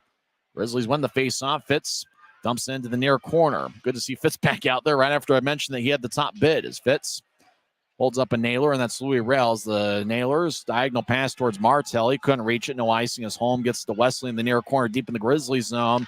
Wesley blasts Jarrett Lee. Left side shot by Drake is blocked away.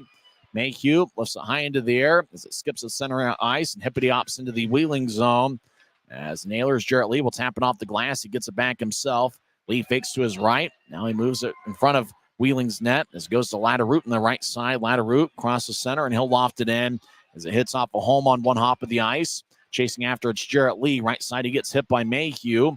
Lee continues to get held up by Mayhew. Puck goes to Berg. As Berg battles Jankowski, goes out to center.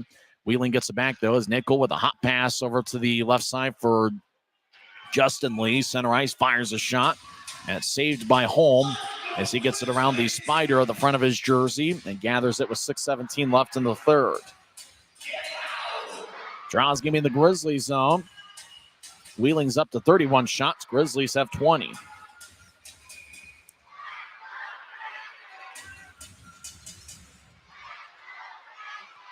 Face-offs in the far circle. Fans take up a Let's Go Grizzlies chant. Make sure to follow the Grizzlies on X, the platform formerly known as Twitter, Facebook, Instagram, Snapchat, and TikTok. I'm on X at Tyson on Sports. Right side, Jankowski righty shot, saved by Holm. He holds on with 6:10 left in regulation. It's a 30-second shot taken by Wheeling. I've been impressed with Jankowski. The guy who's going to win a lot of faceoffs, and he's a +12 for a reason this year. Wheeling getting back on track. They lost the first 2 games of this series, but before that had won 12 in a row. Jankowski will take the draw against Brandon Cutler. Cutler in his 3rd season as a pro. He's got AHL time with Abbotsford, Hartford, Colorado, and one other team as Nailers get to center ice and dump it back in. I thought I'd memorized all 4 AHL teams he'd been on. Abbotsford 2 years ago, and then last season was with Belleville, Hartford, and Colorado.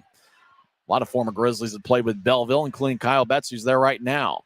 Grizzlies near side. Stapley gets to Cutler at neutral ice. He'll drop it back for Stapley. He taps by Nickel. Nickel physical again as he gives Stapley a shoulder. As Koopman steps over the line, he gets spun around by Berg and gets held up. Now Wickers takes the puck and moves it across to Stucker. Stucker surveys. Grizzlies will switch up forwards. Stucker holds onto it in the far circle of the Grizzlies zone. Now get to Wickers. As the pass was wide of him. It's just been that kind of day for the Grizzlies, unfortunately. Up ahead to the right side for Boomhauer. He skates towards the near corners. The passes just haven't been crisp today. Boomhauer across off the far boards. Nailers have it. Left side shot is blocked by Wickers, who moves it towards Bocage. They'll tap it off a Wheeling skate. Nailers get it back. Boy, puck possession's just been a little bit tough here so far this afternoon for Utah. They trail 4-1. Latterroot steps over the line right side, drops it off.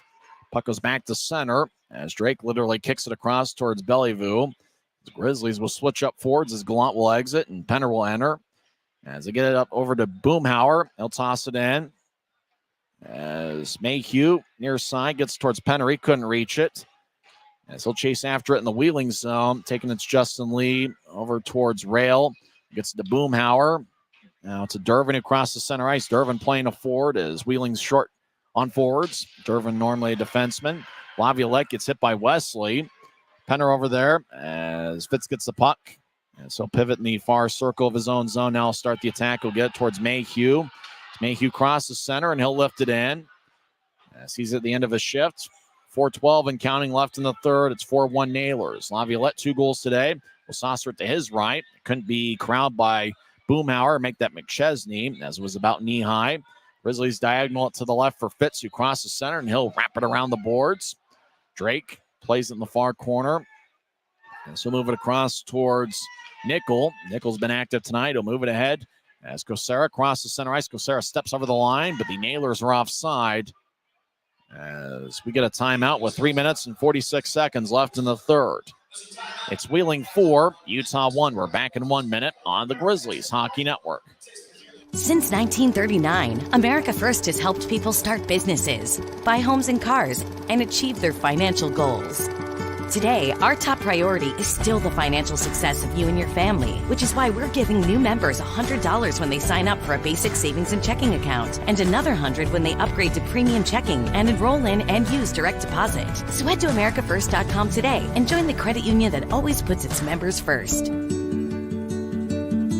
From commercial to recreational truck accessories, Mountain Land Truck Outfitters has got what you need. Flatbeds, spray and bed liners, lifts and leveling kits, wheels and tires. Mountain Land Truck Outfitters proudly uses a brand you know and trust. And with our experienced, knowledgeable, and friendly staff, your visit here will be informative and enjoyable. Stop into our convenient location in Provo at 265 South 100 West or call 801-225-4637 to get a quote for your fleet or individual truck. Mountain Land Truck Outfitters.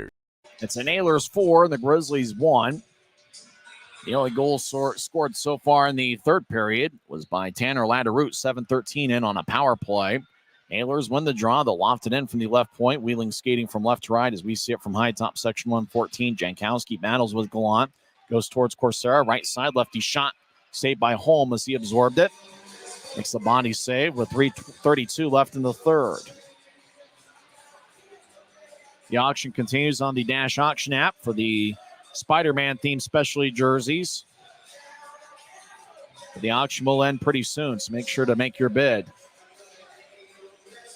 Next game for the Grizzlies will be on Friday night in Kansas City at Cable Dahmer Arena. 6:20 pregame show, 6:35 faceoff. That's the start of a 3-game series, 3 games in 3 days. 3 different start times to that series. Friday will be at 6:35. Saturday will be at 5:05. And Sunday afternoon will be at 3 o'clock. Grizzlies win the draw. They're in their own zone. A Stucker will advance it to center ice as Bocage crosses center. He pushes it towards Gallant. It gets around Nickel. Gallant around the net with speed towards the near side. He'll get it up top to Wickers, left point. Wickers back to the left circle for Bocage. He gets it up top for Wickers. Wickers dancing around. Now he gets it back towards Bocage, but the pass is picked off by Nickel. He lifts it high into the air. It's gloved near the Grizzlies bench by Lee and dropped as Lee gets make that Koopman gets pushed by Stucker. Wheeling tried to find Louis Rel. He was falling down. No icing, though, as Nickel comes off. Taking its Wickers with less than 3 minutes left in regulation. Over to Berg on the left side. Across center ice with speed. Berg gets around Rel. He keeps the puck. Berg skates in. Shot saved by Gauthier. And he doesn't allow a second chance. As Taylor Gauthier has done a really good job controlling rebounds here. Spent a couple days bobbled initially for about a second and then was able to, capture the save. That was the one we saw that in the third period with Fitz looking for a second chance and almost getting it. Gauthier, who just turned 23 years old, he's somebody to watch out for in future years. Sometimes you see goalies after playing a few years in the minor leagues and all of a sudden they catch a break or two and bam, they're in the NHL before you know it. Gauthier might be one of those guys. Grizzlies win the draw. Wesley on the right side. Tried to fire towards the net. It bounced off of LaViolette. Behind the net, Berg gets dragged down. And Wheeling comes out with a puck. They get it towards Martel, but Stapley took it away. Stapley fires towards the net. It lifts on him.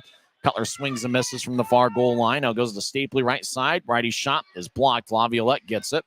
He'll move it towards the near side for Martel off the boards. Martel fires it in. No icing as Wheeling makes a change. 2:15 and counting left in the third as Mayhew across towards Wesley. He crosses center ice. Now he steps over the line with speed. He gets around Lee. Wesley looking to center it, but Wheeling diving in front of Wesley to deny the centering pass. Wheeling gets it. They'll saucer it out of the zone as it ricochets off the near boards. Mayhew gets it. Both teams make a change. Less than 2 minutes left in the third. So this one's on ice. Looks like Wheeling's going to salvage the third game of this series. Mayhew over to Penner. Backhands it to Fitz, who crosses center ice. Fitz skates in. Tries to split a double team, but the puck sports towards the far corner. Lee cuts off Fitz. Now right side, Messner with a shot, and it's blocked away as Gauthier will fling it over towards the near boards. Nickel tosses it to the left side. Hot pass connects as Wheeling centers it out in front. Shot saved by Holm as they're trying to find McChesney, who had the bouncing puck. McChesney gets hit in the back by Wickers as Wheeling fired in as it was blocked away in the far circle. Wickers near side, 119 and counting. He'll loft it high into the air as it bounces at the Wheeling line, taken by David Drake. Wheeling's just played a better game here today. As we get to McChesney, right wing, he'll toss it in. Holm behind his net gets the Stucker. About a minute left in regulation. So I'm going to get it to Wickers. Wickers head to center ice for Bocage. He steps over the line. Bocage veers off to the right. He'll take a shot. It's blocked by Rome. Bocage gets it back. He'll take a shot. He scores! Alex Bocage gets his second in the Utah uniform. And the Grizzlies cut into the lead. It's now 4-2 with less than a minute left. Bocage took the initial shot. It was blocked, then went back to Bocage, who skated towards the far circle and fired it past Gauthier. So Grizzlies get goals from Mick Messner and now Alex Bocage as he was all alone in the far dot and just fired a glove side past Gauthier. So it's the Nailers 4 and the Grizzlies 2. So Bocage gets the goal. Quinn Wickers and Robbie Stucker with the assist. It's Wickers' 9th assist this season, and Robbie Stucker gets his second in a Grizzlies uniform. As it's 4-2 Wheeling. We'll toss to the center ice. Holmes still in there. As LaViolette on a hat trick watch. He's got 2 tonight. Gets around Stucker. LaViolette falls in the far corner. Fires towards the net. It's kicked away by Holm. As the Grizzlies get it back towards Gallant. He's at neutral ice. So cross center. He'll loft it in, but it just gets to the Wheeling line. Holm was trying to skate off. Wheeling fired towards him. Holm will make the save in front of the crease as he stays in there. Grizzlies get it back towards Bocage. So cross center ice. He'll get it poked away. Bocage gets the Stapley at center ice. He drops it off for Mayhew. 15 seconds left. Mayhew into the zone. He'll wrap it around the wall as Holm skates for an empty net. As 10 seconds are left, the 6th attacker enters, and that's Berg. Fitz centers it towards Mayhew. It goes back towards Bocage. He gets it towards Berg. He'll take a shot. Great save by Gauthier at the end as he dove and did the splits and made the glove stop right at the buzzer. Wheeling wins 4-2 as they got 2 goals from Peter Laviolette. Bocage scored in the final minute of the third period in the 2 minutes of madness, but it wasn't enough as Wheeling salvages the third and final game of the series. As Louis Rell yelling at the Grizzlies are skating towards center ice to salute the crowd that made it here to Maverik Center on this Monday afternoon. As Wheeling is lingering on the ice, they are yelling and taunting the Grizzlies. The Grizzlies are at center ice trying to salute the fans. Is Rell having some words? Does he know the Grizzlies won the series 2-1? I'm not sure he does. As Wheeling high fives everybody, including Taylor Gauthier. Wheeling doing a lot of trash talking for saying they lost the series 2-1. Grizzlies at center ice. Nathan Burke talking with a Naylor. Well, I guess both teams have some beef to settle. David Drake letting Nathan Burke know he's number one. As the Nailers, Louis Rell doing some real celebrating. The Nailers literally lost the series 2-1.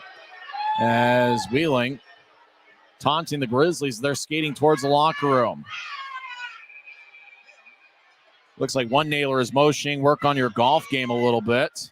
Still got 2 months left in the season. Wheeling refuses to go to the locker room, and the Grizzlies yelling at Wheeling. That gets the crowd agitated a little bit, as the 3 officials are just hoping the Nailers will go to the locker room. And now it looks like Kosera said his piece. He's going to the dressing room. Despite the loss, the Grizzlies win 2 out of 3 games in the series, winning 4-2 on Friday and 2-1 on Saturday.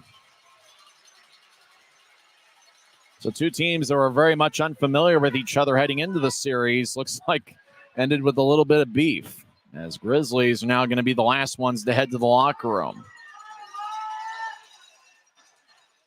Now the Grizzlies fall tonight.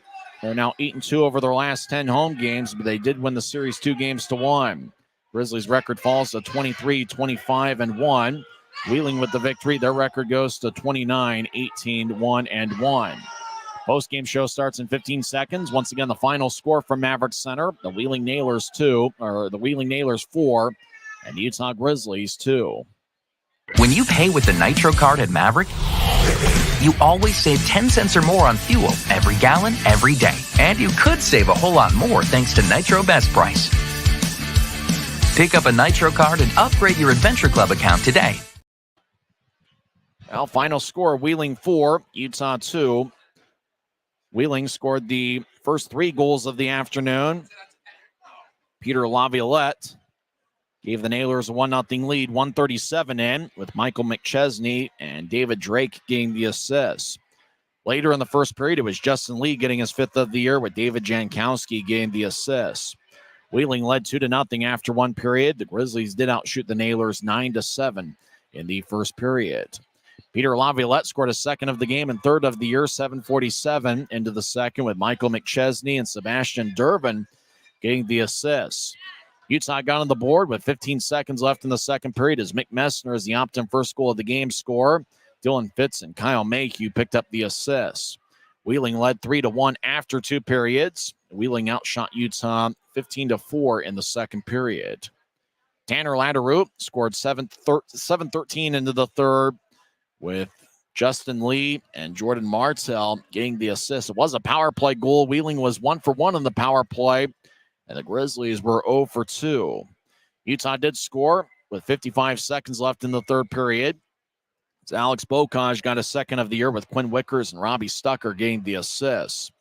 There's some real pushing and shoving after the second period between these clubs, and at the end of the game, the Grizzlies went to salute the fans, and Wheeling was doing all sorts of taunting near their bench, which is, I guess, is a thing. It's kind of odd. I mean, yeah, Wheeling did salvage the third game of the set, but for a team that wasn't very familiar with each other heading into the series, but, I guess they got to know each other a little bit over the last 3 games, and there was a little bit of beef between the clubs towards the end of this series. Well, Grizzlies did come away with a winning homestand, winning 2 of the 3 games, but Wheeling comes away with the series finale with a 4-2 final. It'll be interesting to see how the next the 6 games shake out for the Grizzlies. It's going to be a 6-game road trip, beginning with a 3-3 against the Kansas City Mavericks. Friday night is going to be a 6:35 start, 6:20 pregame show. The Grizzlies will be at Cable Dahmer Arena. Saturday will be at 5 o'clock, and Sunday will be at 3 o'clock. And then the Grizzlies will take on the division rival Idaho Steelheads for a 3-game set, Idaho Central Arena. First game of that series will be on February 28th, and then March 1st and 2nd. It's a leap year after all. The Grizzlies will continue their set with the Idaho Steelheads. Face off all 3 nights in the Idaho series will be at 7:10. The next home game for the Grizzlies will be in AFCU Friday. That's going to be on March 8th as the Grizzlies take on the Rapid City Rush in the opener of a 3-game series. Utah the following week will take on the Norfolk Admirals. In terms of scoring chances, both clubs had 5 in the third period. Grizzlies actually had just about as many chances as Wheeling. Grizzlies had 11 scoring chances, and that's the same number that Wheeling had. Just that Wheeling was able to put 2 more across the goal line than the Grizzlies. Face-offs, looks like Utah ended up winning that battle, 33-28 was the face-off advantage. Grizzlies had 10 giveaways. Wheeling had 11. It was just, Wheeling getting off to that fast start, and that turned out to be the difference in the game. Even though over the final 21 minutes of regulation, the Grizzlies did outscore the Nailers 2-1. So that will wrap things up here at Maverik Center. Let's see the 3 stars of the game. The third star is Michael McChesney, who ended the night with 2 assists and a +1 rating. It's his first multiple-point game with Wheeling. He played with Macon earlier this season and had 16 goals and 12 assists. So he's the third star. The number 2 star is Justin Lee, who had 1 goal and 1 assist. He was a +1 and also had 4 shots. So Justin Lee is the number 2 star. And the number 1 star with 2 goals and a +2 rating, he had 4 shots. Peter Laviolette III is the number 1 star of the game. Taylor Gauthier saved 22 of 24 for Wheeling in the victory. He is now 19-12-0-1 this season. He's had a solid second pro campaign. And for Utah, Arvid Holm stopped 30 of 34. Well, that'll wrap things up here from Maverik Center. Once again, in 2 hours and 22 minutes, and in front of a crowd of 5,220, the Wheeling Nailers defeat the Utah Grizzlies 4-2 as the Grizz got goals from Mick Messner and Alex Bocage. Next broadcast of Grizzlies hockey will be on Friday night, 6:20 pregame show, 6:35 face-off, as the Grizzlies take on the Kansas City Mavericks. I'm Tyson Whiting, and it is what it is.